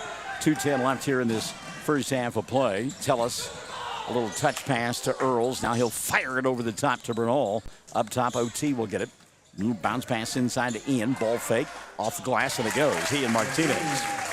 Martinez, one of those that will just keep shooting until it finally goes. He's got that shooter's mentality. No conscience, and we love that. I mean, if you're going to be a shooter, you got to do that. Fall-away jumper from 8 would not fall for Schmidt. One and done. Warner into the front court. He'll come to Earls. Colton stopping, popping, 3. No. And the rebound cleared off by Keaton Fixico. I'm surprised they're not pushing the ball here. 1:35 left. 3 ball comes up short for Cross. Rebound in traffic. And a foul committed before the shot. So a 1-and-1, I believe. They got the call there on Colton Earls. Got to be his first team foul number. That's just the 4th team foul on Mangum. So not a shooting foul and probably not a bad foul with 1:29 left in the half. And Mangum on top 12-5. That substitution's coming in. Bo Anderson will come in for the first time tonight. Avery Rogers has checked in. Setting down Tellis and Earls. By the way, Bo Anderson, named after the Nitty Gritty Dirt Band song, Mr. Bo Jangles. How about that? Bo Jangles, there you go. I knew that'd be one that you were familiar with, even as young as you are. Cross inside, bumping, banging, put it up with the left hand, couldn't get it to go, got his own rebound, and then lost it out of bounds. You just turned 30 recently, right? I'm going to turn 36 in about a month and a half. I was trying. Yes, I appreciate it. I was trying. I know you had a midlife crisis, though, this past year. So that you betcha, yeah. Sometimes opportunities come up and you can't say no. Oh, my goodness. That was too good. I love that. Anderson with the basketball. His club up by 7. Goes inside to Bernal. Now leaves it on the wing for Ian. Martinez spins into a double team. He'll give it up to Daniel. Bernal had the ball slapped away, and here's that run-out opportunity for Schmidt. He'll lose it. And the Tribe will get it back. Caden across the timeline, right side, open for 3. Gunnar Jackson, no good. And the rebound by Aiden Warner. And then Warner going to get bumped into by Fixico. That'll be the first on Keaton. Team foul number 7 on the Indians. And a 1-and-1 opportunity now for Aiden Warner. And there's some talking going on. And Mr. Thrash, the referee, who did some talking in his day, telling Warner and Fixico to put a lid on it. We'll get a 1-and-1 here. Do you think he has a little more leniency based on his history? I know he does. There is no doubt in my mind. And as he was probably saying that, look, fellas, I used to do that. Let's not. Just stop. Warner, first free throw, not going to count. He came across the stripe prior to it hitting the rim, so wave off the free throw with 42.8. As I have reffed throughout the years, I have shown that leniency because I was Captain Jackwagon. There's no doubt about it. I will admit to it. Off the bounce now. Here comes Schmidt, and he'll put up a shot. Foul on the floor. I think it's going to be on Bo. Let's see. Nope, a blocking foul instead. Whistle against Daniel Bernal. That'll be his first. Team foul number 5 on Mangum. Non-shooting foul with 35.4 left in this first half of play. 12-5 ball game. Mangum on top. Skip pass over the top. Caught by Gunnar Jackson. Jackson matched up with Anderson. Now he'll leave it for Schmidt. Caden off the bounce. He'll go inside with the left hand, put it up, and rattle it around the rim. Doesn't go. Avery Rogers kept the tip alive, but it was taken away by Cross, and he'll miss it from point-blank range. I heard some Mangum fans saying that Schmidt was carrying the ball as Bo Anderson walks with it. Nathan Pennypacker was wanting a timeout and couldn't get it. It's a strong rebound by Anderson. Unfortunate for him to turn it over there. Back to that carry, though. Well, the thing that I was taught on the carry is if the ball comes to rest, you're going to get called for the carry. Yep. Got to maintain a bounce. So Schmidt goes inside, bobbles, loses it. Taken away by Earls. Colton trying to beat the clock. 3 ball. Got it as time expires.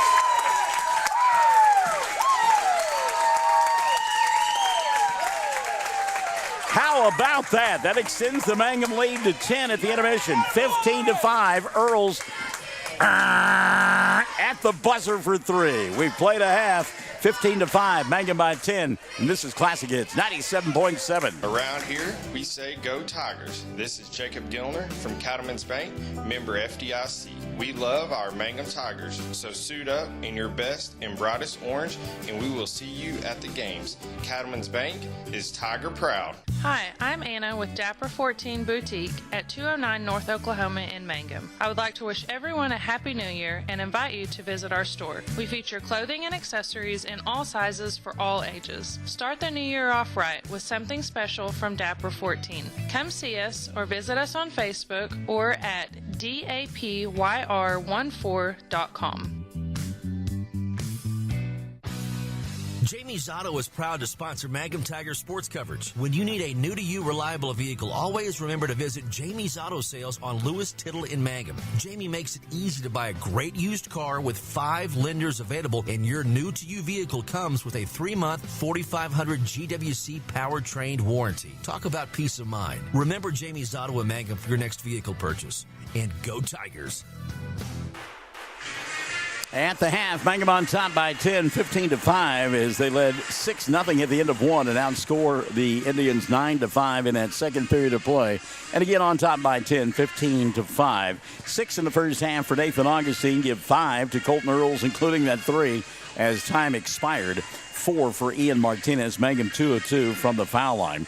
Nobody in any foul trouble for the Tigers. Augustine with a pair. He did spend a little bit of time on the bench, but it was all last Friday night. He got 2, sat on the bench, came back, and blew up for 29. On the other side of the ledger, 2 in the first half for Caden Schmidt and for Casey Cross. Aiden Allen with 1. And there's your 5 points from Navajo there. 1 of 2 from the foul line. Foul situation for Cale Thompson. Holder Dunn has 3. And 2 for Caden Schmidt at the intermission. Mangum on top by a score of 15-5. Brian Bingham joining us courtside as his Mangum Lady Tigers were victorious in game number 1, beating Navajo 61-52. And Coach Bingham, man, I tell you what, you had 4 kids in double figures tonight. I just looking at the book right here. That's what we've been trying to get all year. Yeah. Okay. Great balance and just great execution offensively tonight. You know, and you talk about that offensive execution, and we could go back and we could get some video from the first few ball games when kids were tentative. They had that look on their face like, oh, my gosh, I don't want to shoot the basketball. The last 4, 5, 6 games, I think you're in the middle of a 6-game winning streak. Mm-hmm. You got kids now that want to shoot the basketball. Yes, we've been working on their mindset just as much as their skill. Exactly. Okay? And me and Coach King have just pounded it. Shoot the ball. Yeah. Just shoot it. All right. And because we're a really good offensive rebounding team. Yes, you are. Even if we miss it, we're getting putbacks. And tonight we actually made the putbacks, which was really good. So, you know, it's starting to come together. At some points we fall back, but for the most part, especially tonight, I thought we played great tonight. I was impressed with your team. There were a couple of times that Navajo went on runs. They cut the lead, in fact, at 1-1, and then, well, you answered that with like a 10-0 run of your own. Yes, that's what that one timeout I took. I felt like we got it in our own way there. Mm-hmm. We were a few possessions away from just blowing it wide open and kind of letting them hang in the game. But, you know, that's these kids learning how to win. Right. So that's part of the learning process. And I'm glad we're getting to do it right now, right before playoffs. Well, you told us early in the season your best shooter was Alyssa Dry. She showed it again tonight. She's starting to heat up. Yeah, she'd catch and shoot. I mean, just catch and shoot. I think they've all become better shooters, but you're starting to see Alyssa become more comfortable in that role. You know, Lauren led you in that first quarter of play. She scored 11 of the 15 points, then got into foul trouble. And so you got kids like Landry who picked up the pace, Holly Lehman-Webb, second night in a row, she's in double figures scoring. And Maddie Paxton came in and hit that big three. Oh, wasn't that great? Yes. And stepped right into it. And that goes back to that mindset. She was confident when she shot that three. Exactly. We tell Maddie, you know, when you get in there, you're in there to shoot the ball. Yeah. And that was the smoothest shot she's had all year. And that just excited everybody. It was just a great team effort. Like I said, Lauren got in foul trouble, and she was a great teammate over on the bench. She was just as excited as I was, and just great team chemistry tonight, working together, pulling for one another. Just A for effort tonight. So I always thought it was kind of an odd situation for coaches.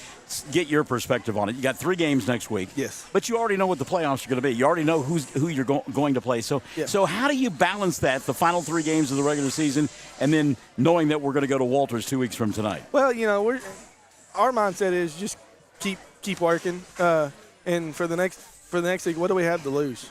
Okay. You know, that's what we talked about today when the playoffs come out. The girls were asking, like, at this point, we've exceeded what a lot of people thought we'd do this year. Yeah. What do we have to lose for the next 4 weeks? All right. So, Burns Flatdale City on Monday night in final game of the regular season at home. Want a big, loud crowd for senior night. Yes, absolutely. We're getting the honor, 2 great ones. I'm sure we're gonna miss them next year. And Lauren and Alyssa, 2 great kids, just who work and love each other. The relationship they have off the floor is awesome too. Sometimes they fight like little sisters, but Imagine that, teenage girls not getting along and having trauma. Golly, Yeah, I'm surprised by that, Coach. I'd never heard that before. Yeah. So yes, we need a big crowd celebrate those 2 and these 3 senior boys. Like I said, they're all 5 of them are great kids. You know, Alyssa is one of those that just has a smile on her face. And tonight, a wardrobe malfunction, trouble with her accoutrements, and that was when she come off the floor. I mean, the smile on her face and tried to explain to you what was going on. I love that. That was great. Yeah, she caught an elbow. And that's what happened? Yeah. Wow. Yeah, I caught an elbow, so she was hurting. Luckily, I saw her kind of hints in some pain, so I got her out of there. All right. She's tough. She is, no doubt about it. Yeah, Bryn Woodage stuff, too. That was kind of scary. And I wanted to ask about that because I noticed she was late coming out of the locker room at the beginning of the second half. Yeah, you know, we got some ice on it out there, and then Coach King got a tape job, and, you know, I told her it was Coach King's decision. She got her taped up and did some mobility because, you know, at the end, 2 weeks is most important. Coach King said she was good, and I thought she's probably going to hurt a little bit tomorrow, but I thought she came in and did a great job. Is it an ankle? Yeah, it's a little lower on the ankle. She's kind of had a little problem with it off and on throughout the year with a little plantar fasciitis, so just kind of tweaked it a little bit. All right. So Okay. I think she'll be all right. Big plans with you and Easton this weekend? Oh yes. We'll play with Easton, and we got a weekend off, so I'm going to take my beautiful wife out for dinner Saturday night and spend some time with the family.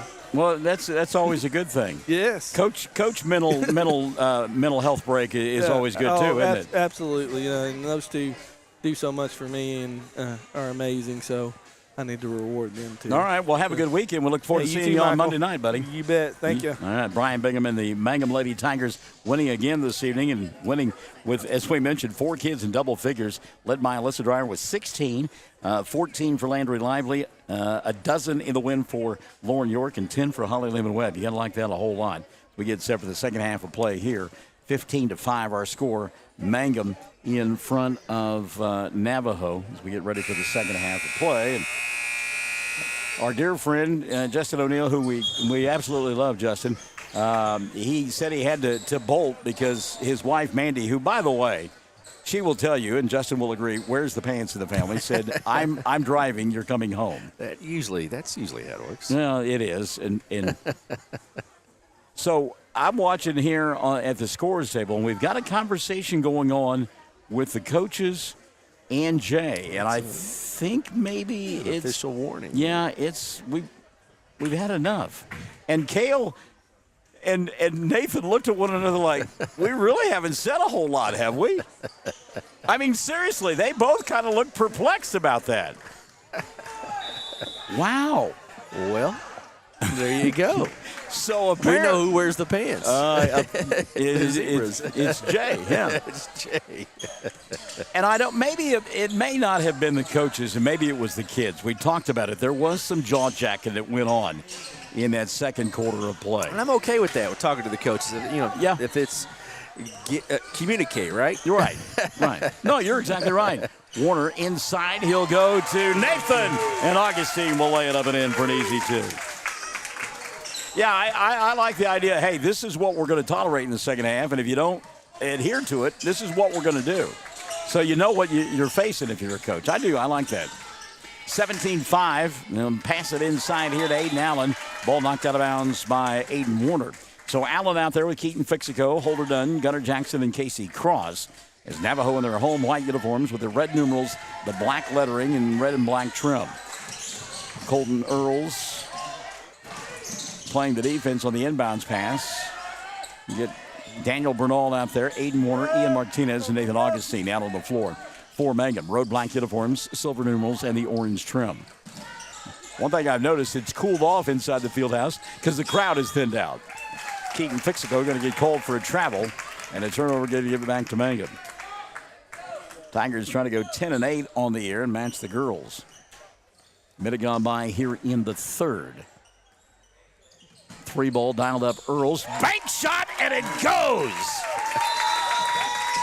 Timeout going to be taken by Navajo. 20-5. Mangum by 15. 6:53 in the third on Classic Hits 97.7. When it comes to funeral homes, there are several to choose from. But choosing a funeral home that is locally owned offers the advantage of the local owners who are involved right here in the community, helping you during your time of need. Greer Funeral Home owners Carson and Stacy Van Zant are perfect examples of owners who offer that family-like connection that you'd expect from a friend and a neighbor. Greer Funeral Home in Mangum and Granite, providing dignity and respect. Probably if you're sitting anywhere else in the field house when Earls put up that shot, you're thinking that's off. But our angle was perfect. You could see that he was banking that one off the glass. Taking a page from Scottie Pippen. That's right. I mean, they've got a backboard there on purpose. I see Tommy Tucker standing in the doorway down there. His dad, Bob, we gave him a shout-out in the girls' game, and I guess Bob immediately called Tommy and said, hey, they're talking about me on the radio, my overalls and my ball cap.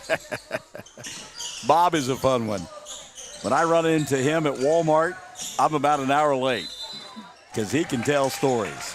Casey Cross going to go inside, lost the ball, and it'll go out of bounds, and the turnover going to give it back now to Mangum. They lead 20-5, 6:36 and running in this third period of play. It's been pretty impressive Mangum defense. It has been shut down. I mean, they have really packed it inside the paint, daring Navajo to launch from outside. Augustine behind the arc. He'll go to Bernal. Daniel, ball fake, now puts it on the floor. Backdoor cut, Augustine. Shot blocked by Aiden Allen, but he got there late and got body, and a foul going to be called, and Nathan will go to the line to shoot 2. Foul on Aiden, his first, and team foul number 1 of the second half on Navajo. And as you get to the postseason, you're going to have to play defense. So, like seeing this. Augustine to shoot 2. Nathan has made both free throws. First one on the way, short. And the crowd is thinned out enough now that Nathan, when it gets quiet like this, he can probably hear what I'm saying. He'll get one more. 6:15 left in the third. Trying to add to the 15-point lead. Second one on the way. He tried to bank that one home and missed. The rebound taken away by Allen and Navajo. Keaton Fixico in the front court. Comes here on the near side to Schmidt. Caden getting the start in the second half because Holder Dunn in foul trouble. Keaton from in front of the Navajo bench, and he'll knock it down. First 3 of the night for Fixico makes it a 20-8 ball game. Mangum by a dozen. Bernal up top. Comes here on the near side, Augustine. Nathan draws the double team, gives it up to Earls. Navajo has done a pretty good job on the defensive side as well, but Mangum has had their way inside. Martinez's shot won't count. He was grabbed on the arm prior to the shot. Let's see if they've called this on Allen. Nope. go against Casey Cross instead. That'll be the first on Casey. Team foul number 2 on Navajo in the second half of play. So Warner to inbound for the Tigers. They lead 19-8. Throw it over the top, caught by Augustine, and a reset now for Colton. Warner going to go inside, throw the shot up off the window, doesn't get it to go. Tip, and it won't fall, but the ball knocked out of bounds, and they said it was last hit by Fixico of Navajo. Don't forget, along the Fox Radio Network, tomorrow, it will be Navajo entertaining Cordell on 107 The Zone. The girls at 1 and the boys to follow. And that's going to be an offensive foul, no doubt about it. And again, anytime that you extend your body, in that case, Ian extended his backside, you're going to get called for the offensive foul. So on Martinez, and that will be his second of the night. First on Mangum in the second half. 5:55 left here in the third. Boy, the last 2 nights we've had some long-winded ball games, Chad. We're going to get, we have been moving into the 9:30 range. Inside, good move there, and back-to-back buckets now for Keaton Fixico. One from the outside, one from inside. He's got 5 in the quarter, and it's a 19-10 ball game. Yummy, yummy, yummy. I got love in my tummy. Steal, run-out opportunity now. Schmidt, Caden, dribble, drive, glass, got it. 7-0 run now for Navajo, and the Indians right back in it at 19-12. 5:20 and running in the third quarter. Augustine, little bounce pass. Martinez can't handle it. He'll, thought they were going to call that on Ian, but instead it went out of bounds off of Caden Schmidt. And so the Tigers will inbound in front of the cheerleaders, who, by the way, doing a great job this evening, as always. It's good to have them on hand. Martinez, tough catch inside, ball fake, glass, and got it. That's just a big, strong kid right there. Bigger, stronger than the defender, and laid it up for 2. The scoreboard is not right. Perplexing me. No, I'm following it. We went from 19 to 22. Yeah, I know. I was thinking the same thing. We'll have to look at your book later, but 22-12 now is what it says, so that's what we've got. Well, I've got Mangum with 7 in the quarter, so that should be right now, 22-12. All right, gotcha. I think there was a question on that three-point shot a moment ago.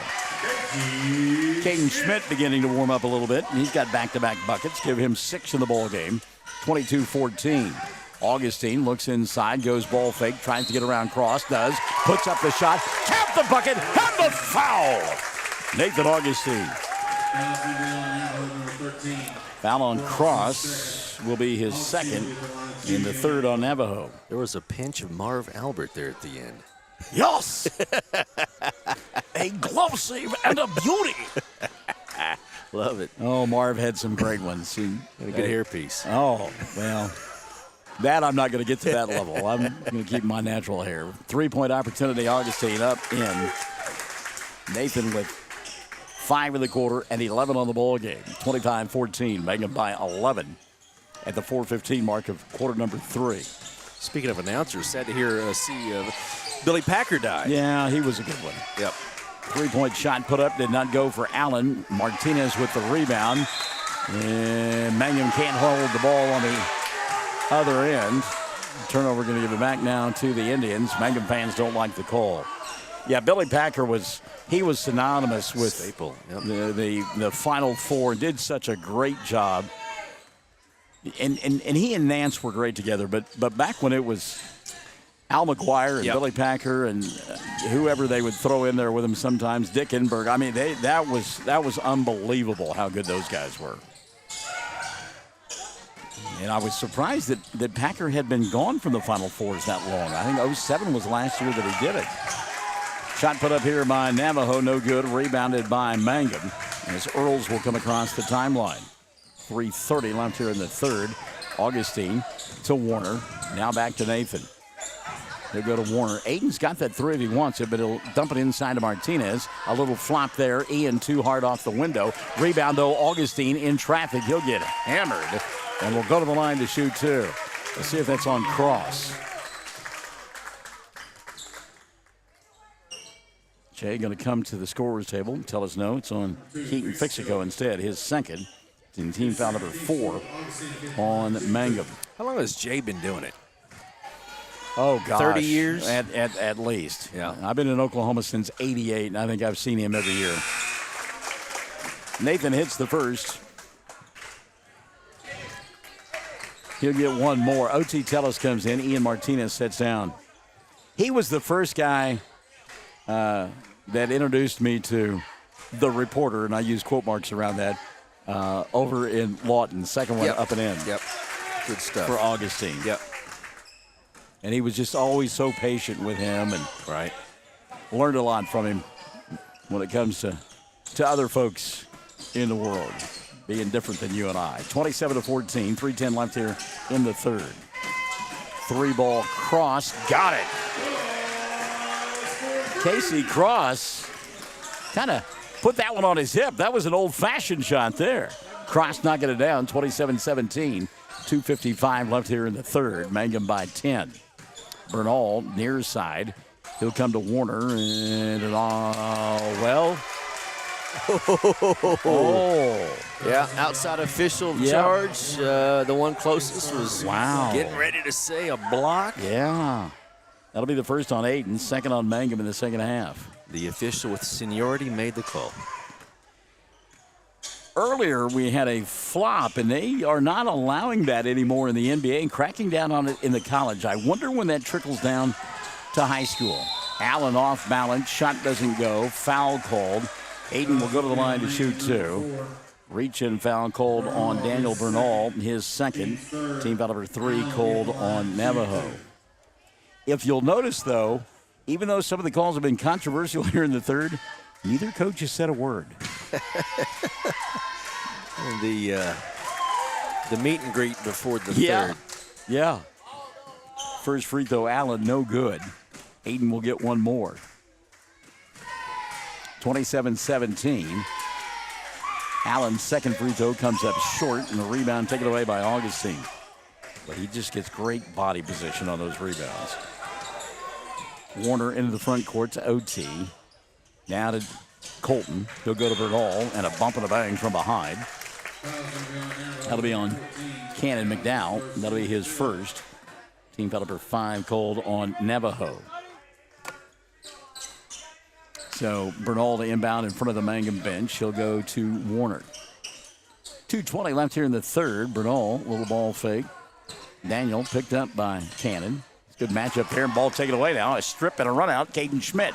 Schmidt with the left hand. He'll lay it up and in. Caden Schmidt now with 3 runouts in the quarter. He's got 8 for the ball game.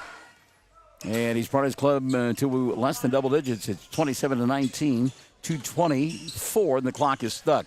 You might want to yell at the clock operator. 27-19. It stayed that way a long time, and nobody has noticed. Aiden for 3, doesn't get it to go. Augustine with a rebound. That shot won't go. Ball loose, and in traffic, a run out now for Fixico. Fixico puts up the shot, count the bucket, and a blocking foul. And still no time has come off the clock. We got some free basketball. Benny Mardones singing into the night. 27-21. By the way, that blocking foul called on Earls, his second. Team foul number 4 on Mangum. Clock stopped at 2:24. Free throw, no good. They stop the clock here as Navajo will grab the rebound. 27-21. Who made that last bucket? Do you remember? I don't. We had to deal with another station there. I'm sorry. I'm going to give it to Keaton Fixico. So go inside the cross. He can't get it to go. Putback won't fall. And a foul will be called on the rebound. And Keaton, or rather, Casey Cross going to go to the free throw line. As they've called the third foul of the night now on Nathan Augustine. Team foul number 5 called in the second half against Mangum. So at the free throw line, Casey Cross, who's got 5 in the ball game. Coach Winter's the baseball coach. There's no clock in baseball. We know that. There you go, yeah. So he's just not used to starting that thing. And that was an extended period. That wasn't just a few seconds. I mean, we're talking 45 seconds. I barked it a couple times, and some parents chimed in. Second one good for Casey Cross. 4 in the quarter, 6 in the ball game, and it's a 5-point lead for Mangum. 27-22, and Nathan Pennypacker wants a timeout at the 1:58 mark.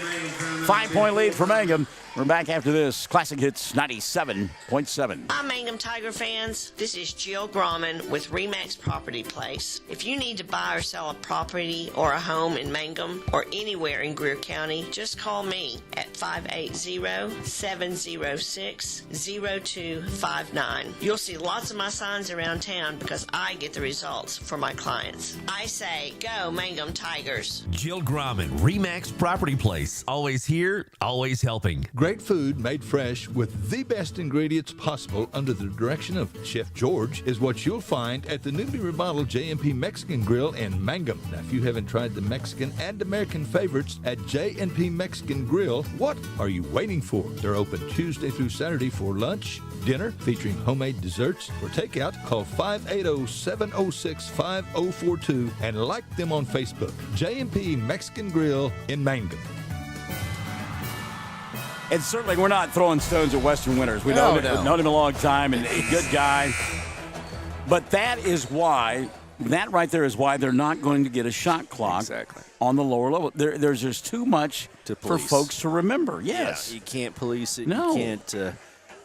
Anyway, there's not cameras with different angles to check when it was stopped and started. So. Yes, they do it at the collegiate level. Yes, they do it at the professional level. But again, Chad talked about it. They've got cameras. They've got all sorts of people that monitor that.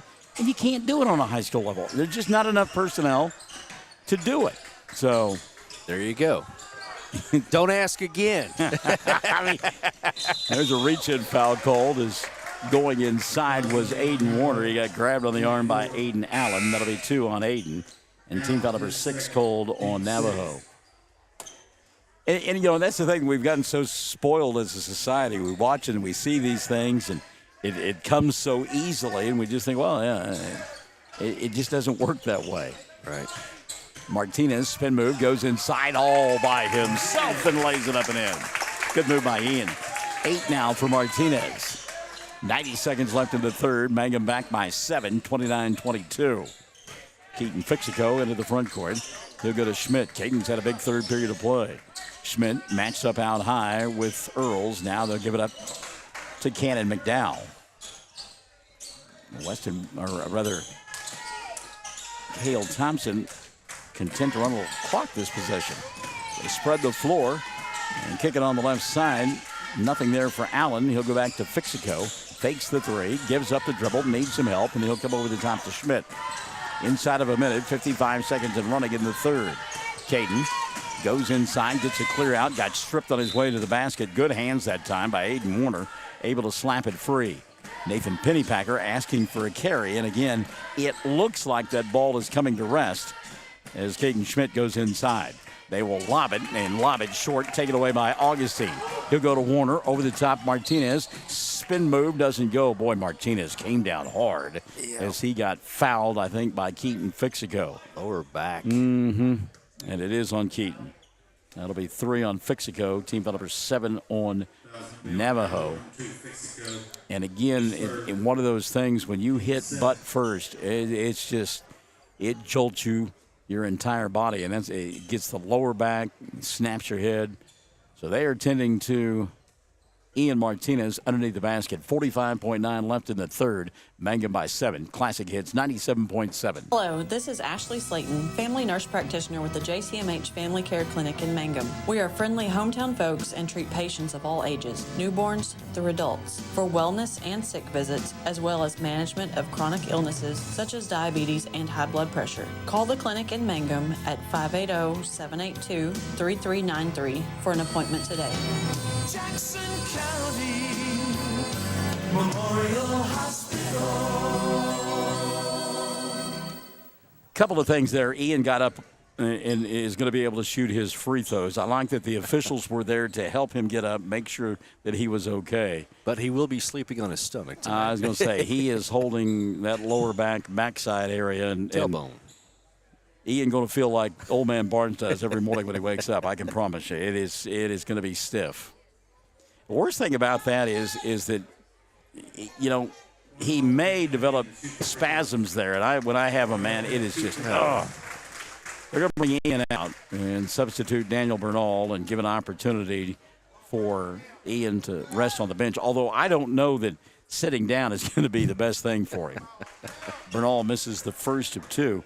Daniel yet to score in the ball game. There's 45.9 remaining in the third. Gingerly sat down. Bless his Well, heart. oh, yeah. I mean, yeah. And I'm telling you, afterwards, when the sweat goes away and the adrenaline and everything else, that's really going to cramp up on him then. Second free throw, no good. Bernal missed them both. Tough position for Daniel to come off the bench and shoot those free throws. 29-22. Allen inside, slides to his top, misses the shot. Got his own rebound. Fixico in the corner. Up top to Schmidt. Schmidt going to go inside, throw it up, doesn't go.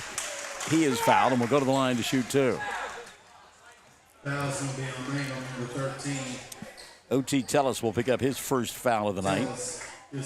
Team foul number 6 called on Mangum. Wonder if they got any ice to get on that lower back. Left-handed Schmidt. First one is good. Caden will get one more. Caden Schmidt. 7 in the quarter, 9 of the ball game. Fixico sets down. Gunnar Jackson comes back in for Cale Thompson's team. 29-23. Second for Schmidt. Rattled it in. We've seen a generation of Fixicos or two come through, Oh, haven't we? gosh, yeah. Justin and I were talking about that earlier. It's amazing. 29-24, 15 seconds left, and Schmidt with a steal and a run out.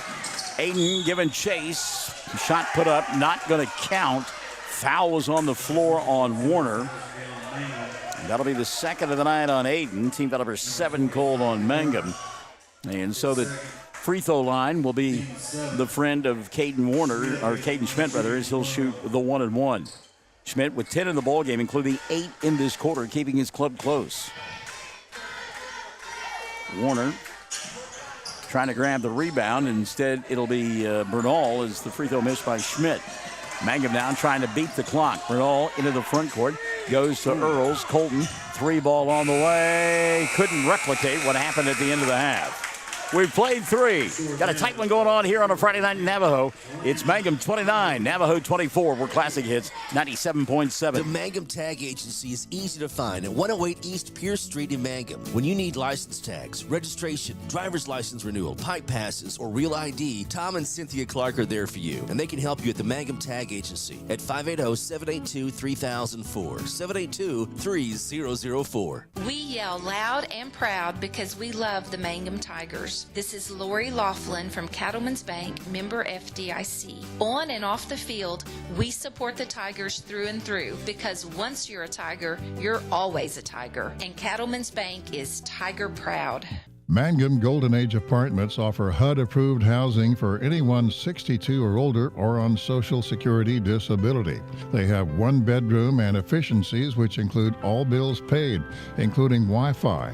Mangum Golden Age Apartments are located at 100 East Lincoln, right on the downtown square in Mangum. Call Brenda at 580-782-2452 for more information. Wow, Navajo outscoring Mangum 21-14 in that quarter. Remember, the Indians had 5 points at the end of the first half of play. And we've got 10 now through 3 for Caden Schmidt. Keaton Fixico with 9. On the other side of the ledger, Nathan Augustine leading Mangum with 13. 8 apiece for Colton Earls and Ian Martinez. And Navajo with the ball to begin the fourth quarter of play. Aiden Allen inside. Shot doesn't go. OT will climb the ladder and get it for Mangum. Here comes Earls gliding to the glass, puts it up with the left hand. Shot won't go, and the rebound taken away by Casey Cross. Now a baseball pass over the top. Allen with the catch, the left hand, and he got it. Nice pass by Caden Schmidt. Aiden Allen now with 3 in the ball game. 29-26, the lead, 3 for Mangum. Warner, Earls, Tellis, Bernal, and Augustine on the floor. Nathan, a great pass from OT. Augustine hits it, gets fouled, and a 3-point opportunity. Check the foul on the Indians. It'll be on Casey Cross, 3 on Casey. 8 team fouls now on the Indians. Ian Martinez going to come back into the ball game now, so apparently he is okay. Warner will set down. Gunnar Jackson back in the ball game for the Indians. 5-point lead for Mangum. Augustine tries to add to it with the and one. Doesn't get it to fall, and Fixico goes up and gets the rebound for the Indians. Keaton coming across the timeline. Caden Schmidt. Look inside for Cross. Cross back out top to Schmidt. Now between the two circles, Aiden Allen. Little give and go to Gunnar Jackson. Off balance shot off the window, and it goes. Gunnar Jackson now with 2. Navajo heating up. Minute gone by in the fourth. Mangum on top by 3.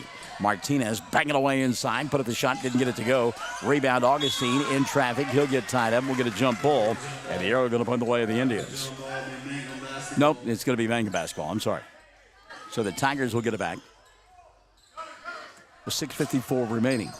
Martinez, right side to Earls for 3, and it goes for Colton. 11 in the ballgame now for Colton, including 9 from behind the arc. His club by 6. Lob here on the near side, Cross. Augustine going to come out and pick him up in front of the Navajo bench. Now off the bounce, Gunnar Jackson, free throw line. Needs some help, and he'll find it in Schmidt. Caden. Again, that's a carry right there. He'll go inside, miss the shot. Rebound Earls. Colton into the front court. Gets a screen from Augustine, forces off the window. Shot wouldn't go down, ball knocked out of bounds. Last touch by Navajo. 6:12 left in the ball game.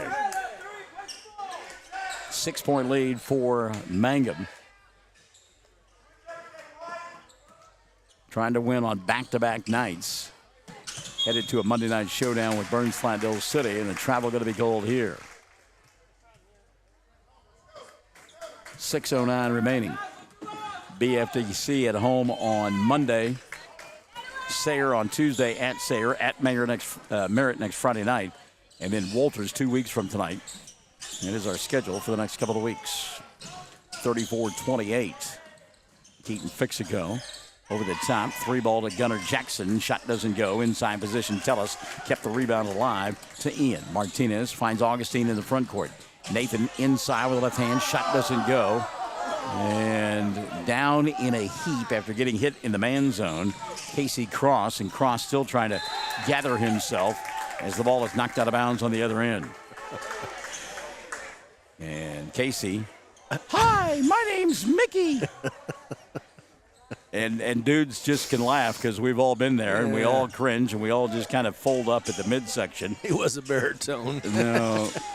Inbounds pass, and Earl's going to take it away. Good job by Colton. He's going to challenge now. Allen puts up the shot. The right hand. The bucket with the right hand. You're right.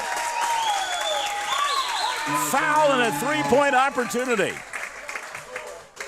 So Earls, who is left-handed, switched a la Michael Jordan, except the opposite way, and put it up and in. He did. Check that foul, by the way, the third of the night, whistled against Aiden Allen. In the first half, Coach Pennypacker was just, he yelled at him once for sure, but told him multiple times, shoot the ball. Yeah. He's so good at it. Earls, free throw, up and in. 6 in the quarter for Colton, 14 in the ball game. Mangum by 9, 37-28. Quickly into the front court, Cannon McDowell. And Cannon set up shop all by himself in the front court. Hit the 3, and now Fixico with a steal. Keaton going to attack the glass, put it up. Shot wouldn't go down. Ball swatted out of bounds, and it went off of Caden Schmidt. Well, if you left early, you're missing a good one. Boy, here. no kidding. Navajo with 5 points at the halftime, and you're thinking, okay, blowout city. No. 6-point ball game, and there's still 5 minutes remaining. 37-31. And the crowd not nearly as big as it was, but, well, at least across the way, but it is noisy.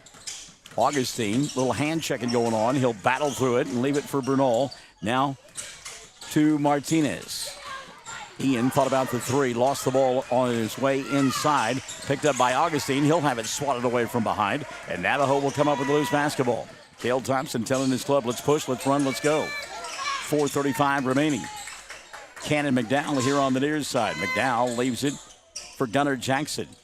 Now back over the top at a reset for Aiden Allen. 4:25 and running in the fourth. Mangum by half a dozen. Schmidt going to lob it inside. Allen makes the catch. Double team. Forces anyhow. Shot won't go. Inside position. And Augustine with the rebound.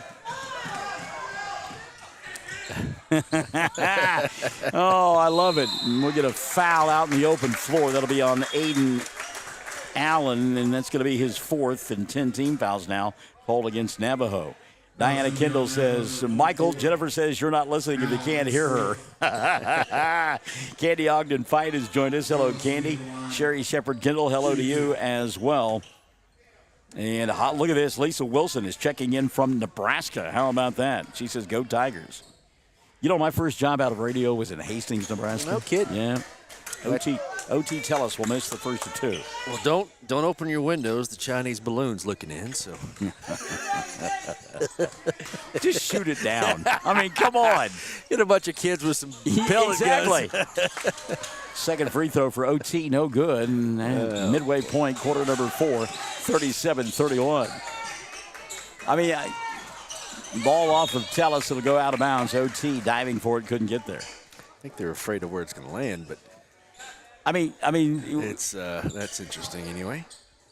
And you know, we've got recon all over the world as well. I mean, I don't know why it comes as a surprise. We're too busy watching everywhere else to look straight up. Exactly. I mean, wow. Oh boy. 3:58 left in the ball game. 37-31. Yeah, my first job, Hastings, Nebraska, KHAS Radio. All right. I fit right in. They had a college. I just got an apartment by the college, and they thought I was a student. Travel going to be called here. Extra step taken by Cannon McDowell. Turnover going to give it to Mangum. Well, this time of year in Nebraska, I'm sure it is crisp. Oh, my goodness. I learned to not like Nebraska on September. And I always remember September 28th, 1983, snowed a quarter of an inch. It's 110 at a football game down here. Well, and my first week there, they were canceling school because it was 105, 108 degrees, and they didn't have air conditioning in the schools. Going inside here, getting fouled, it will be Colton Earls. He'll go to the line to shoot two. I thought he might have taken 3 steps, but I heard a thump, thump, thump. I was singing Leonard Skinner. Give me 3 steps to the goal. But, hey. Take it when you can get it. Yep. Left-hander's first one on the way. Good. Colton Earls. He's come to life here in the fourth. 7 in the period, 15 for the ball game. 38-31. The lead is 7. It'll stay that way as the rebound knocked out of bounds, but they said it was last touch by Keaton Fixico. So Mangum will get it back. Timeout going to be taken by Nathan Pennypacker. 3:26 remaining. Mangum by 7, 38-31. We're Classic Hits 97.7. First National Bank and Trust is a proud supporter of Mangum Tiger Athletics. At First National Bank, supporting our schools and athletic programs is our top priority. We appreciate and support our community through and through. At First National Bank, you can hear us roar. Go Tigers! We wish you a season of great success. First National Bank and Trust Company, your bank for life. Member FDIC, Equal Housing Lender. When you need auto repairs, save money and get it done right at Dwayne's Auto in Mangum. Dwayne's fixes flats, does brake jobs, turns rotors, alignments, that all-important air conditioning work, and general auto repair. If your car or truck isn't right, just head to Dwayne's Auto at 1205 North Lewis Tittle in Mangum. Call 782-5151. That's 782-5151. Mangum Tiger proud. I noticed that Holly Rogers was looking behind us here, and so I decided to turn and look and see what she's looking. There's a couple of banners. I noticed those earlier. The Hedrick Mustangs and the Martha Tigers. How about that? Yep. And Friendship was right around the corner, and I just forgot what Friendship was. Dadgone it anyway. I'll have to take a look here. The nickname for the Friendship school, is that what you're thinking of? Okay. Yeah. If you can't find it, I'm sure one of our listeners will know and pass it along. So out of the timeout, it'll be Mangum ball. They'll lob it to Martinez. Ian, here on the near side, will go to Earls, and Colton going to reset now. Goes back to Martinez. Martinez stopping, popping, glass, and getting it. Ian Martinez, great move inside. He's got 10. Mangum by 9, 40-31, 3:10 remaining. You went on a reconnaissance tour. Yep. What'd you find out? The mighty Friendship Eagles. All right. Three ball dialed up here. Gunnar Jackson, back of the iron, doesn't go. Flat-footed rebound, Ian. Run out over the top to Earls. Colton going to challenge, go inside, hanging, banging, and an offensive foul going to be called. Coach Pennypacker's not going to say a word. Nope. But his teeth are gritted tight on that call.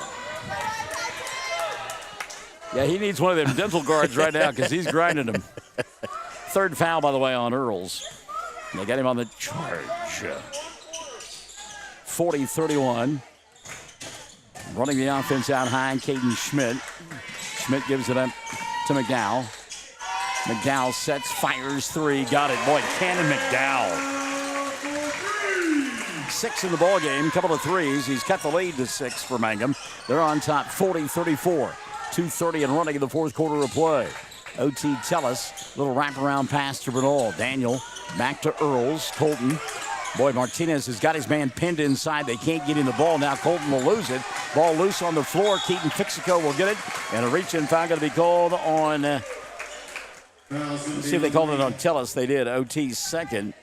Team foul number 9 on Mangum. Number 13, Tellis. So 1-1 on the other end. Fixico hit the line shooting 1-1. And Nathan Pennypacker having a conversation with Daniel Bernal. Free throws on the way here. Front end good. Keaton Fixico will get one more. Keaton now with 10. Remember, no points at the end of one for Navajo. 5 points at halftime. 35 on the board now. Second one on the way. Goes in. Fixico hit them both.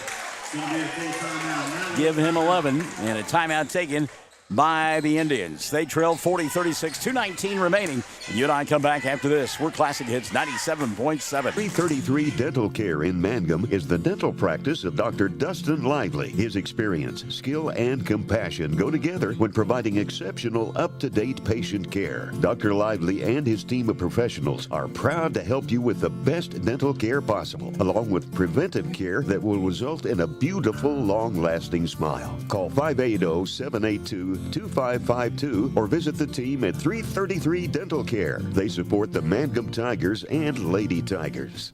Fresh floral arrangements created here in Mangum are the hallmark of owner Darla Hately at Flowers Unlimited. Remember that fresh flowers are a very personal and special gift that is so cherished when delivered for birthdays and anniversaries. She might say, you shouldn't have, but she'll be delighted. Flowers Unlimited. Call local at 580-782-2122. That's 782-2122. Flowers Unlimited in Mangum. All right, here's your Cattleman's Bank game reset. 40-36, 4-point lead for Mangum. 2:19 remaining. Both teams in the double bonus. 3 timeouts remaining for Navajo. 3 as well for Mangum. And the possession arrow points the way of the Indians. It will be Mangum basketball. Ian Martinez, Colton Earls, Daniel Bernal, O.T. Tellis, and Nathan Augustine out on the floor for the Tigers. They're working on the right end if you're listening and or viewing device. Directing traffic, Earls. Colton goes inside Tellis. Now he'll bounce it to Martinez. Dangerous pass. Good catch by Ian. Inside to Earls. Shot doesn't go. Martinez rebound put back. That won't fall. Ian will try a second time, and that one will go in. Great effort on Martinez's part. He just kept working on the glass. Give him a dozen, and Mangum by 6. Bit at 50 left here in regulation. Caden Schmidt, Keaton Fixico out on the floor for the Indians, joined by Cannon McDowell, along with Gunnar Jackson. And the final member of that 5 out there, Casey Cross. 3 ball. Cannon knocked it down. Who is this kid? Golly, Cannon McDowell. Ice water in his veins. The freshman with 9. His club within 3. 42-39, minute 32 left. Timeout Navajo. Classic Hits 97.7. Mangum Star News has been serving Southwest Oklahoma since 1887. No wonder when folks want to know what's happening, they grab the Mangum Star News. Today, the paper is just as proud as ever to serve you online, in your mailbox, or at a store near you. The Mangum Star News. 42-39, Kel Thompson calls that timeout, uses a 30-second timeout. And you would think that probably Navajo is going to try to press and create a turnover. No need to foul because it's a 3-point ball game. And, I mean, there's 92 seconds remaining. And he is not going to press. I'm really surprised. Sherry, let's see, David Henry, good job, Tigers. Kristen Kusher is watching. Kristen, of course, our good buddy that got married to Colby over the summer, and good to see her tonight as she helps out with the girls program. Inside, shot put up by Augustine, no good, but Nathan had fouled. He'll go to the line to shoot two. Foul on Gunnar Jackson, his third, and team foul number 12 called on Navajo. Kristen was here earlier, coach, the assistant coach of the girls team, and her and Tim Ellison, they flip-flop coaching responsibilities when it comes to softball. Won a state title a couple of years ago, slow pitch. First one for Augustine. He rattled it home. Nathan will get one more. 16 in the ballgame now for Augustine. Mangum by 4, 43-39, 123 left. Second one on the way for Nathan. This one's too strong. And the rebound picked off by Tellis. And OT got grabbed. Great job by Tellis on the rebound. Casey Cross has picked up his fourth. And that'll be team foul number 13 on the Indians. So OT gets a couple. He missed two a moment ago. Tellis, this one goes in. Has one more. First point of the night for OT. 44-39. 121 remaining. Tellis with one more. Shot on the way for OT. Good. So Tellis made them both.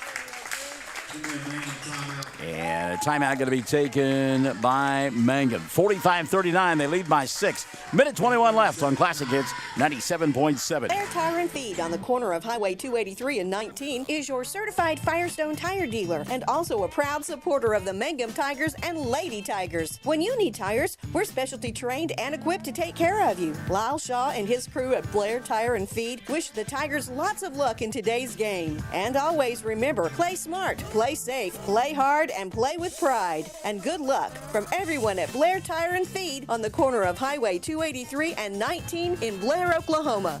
Folks in Mangum know what to do when they need to quench a thirst, curb a hunger attack, or cool down with an ice cream. They just make the Loop at 918 North Lewis Tittle in Mangum. The Loop, supporting the Mangum Tigers and Lady Tigers. 121 left in the ballgame. Nathan Pennypacker called that timeout. He says, I want somebody to find that number 14 kid. And Cannon McDowell has knocked down 3 threes here in the fourth and has brought his club right back into the middle of it. It's a 6-point climb. Minute 15 remaining. Into the front court, Keaton Fixico. And McDowell all by himself over in the corner. My goodness.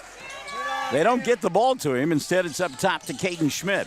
Schmidt off the dribble penetration, goes inside the left hand, high off the window, and it goes. Caden Schmidt. A dozen now in the ball game for Schmidt. 45-41. Inside of a minute, 55 seconds left in this one. Mangum with the ball.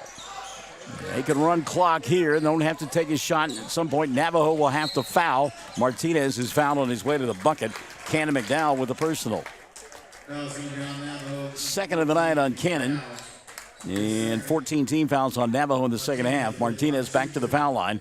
He has recovered nicely from that nasty spill he took earlier in the frame when he came down on his backside. So Ian, first free throw of the night for Martinez. That's a bit of a surprise, and he doesn't get it to fall. Martinez will get one more. Ian with a dozen on the night. Mangum by 2 possessions. This could make it a 5-point ball game with 48.5 remaining. Second free throw on the way for Martinez. No good. And the rebound picked up by Keaton Fixico. So missed opportunities for Mangum at the line.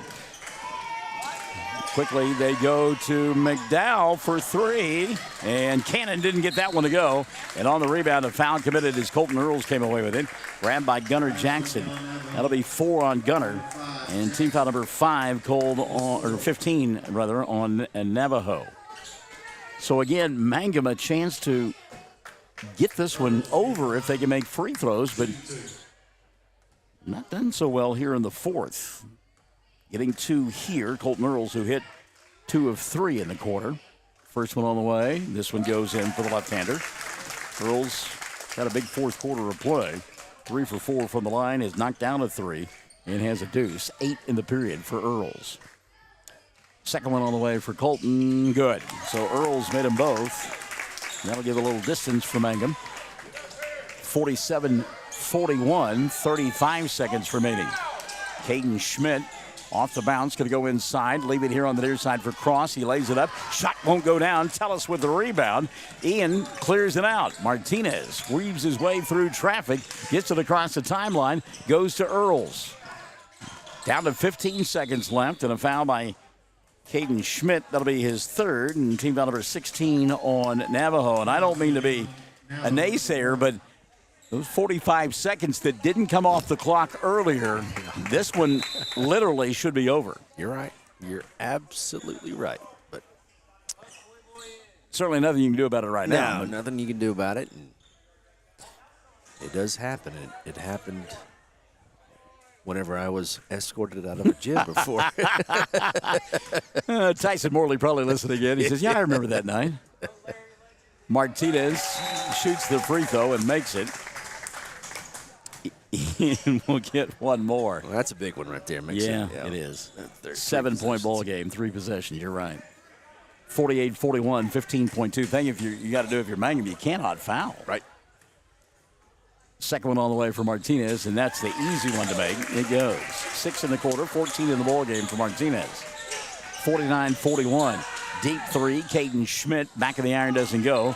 Rebound, Augustine. And Cale Thompson says, don't foul. Mangum will hold it, and they will win it. 49-41, going to be your final score. Tigers hold off a furious rally in the second half by Navajo. 49-41, your final. Back with your totals after this. We are Classic Hits, 97.7. Something you should know about the Kendall Law Office. The Kendall Law Office is family-owned and local. They use up-to-date technology to ensure their productivity provides timely service to clients, and this always includes client access to our firm via email and text. Corey Kendall is experienced, hardworking, and honest. He always puts the client first, and all efforts are focused on the client's best interest. The Kendall Law Office, locations in Altus and Mangum. Friends, it's important to take care of your eyes, so make an appointment soon with Dr. Michael Geiger in Altus, Seth Geiger in Frederick, and Bryce Geiger in Elgin, and a new addition to our staff, Dr. Maddie Rhodes. The Geigers are professionals and very good at what they do. Geiger Eye Care is proud to support youth and sponsor sporting events. They encourage you to attend all the events you can and be involved with our youth. Geiger Eye Care, Michael and Maddie in Altus, Seth in Frederick, and Bryce in Elgin. Make an appointment soon with Geiger Eye Care, Altus, Frederick, and Elgin. We are a community of ongoing legacy and tradition. This is Lori Laughlin from Cattleman's Bank, member FDIC. We are so proud of the continued success of the Mangum Tigers on and off the field. Good luck on another exciting sports season, Tigers. Cattleman's Bank is behind you all the way. Greer County Farm Bureau agents Mickey Lively and Rod Calhoun support high school sports. Mickey and Rod offer insurance for property, auto, casualty, life, commercial, and crop insurance. They're ready to serve you at 231 North Oklahoma in Mangum. Call 580-782-3827. Doubleheader sweep for Mangum tonight as they hold off Navajo and win it by a final score of 49-41. As both teams had 20 points in that fourth quarter of play.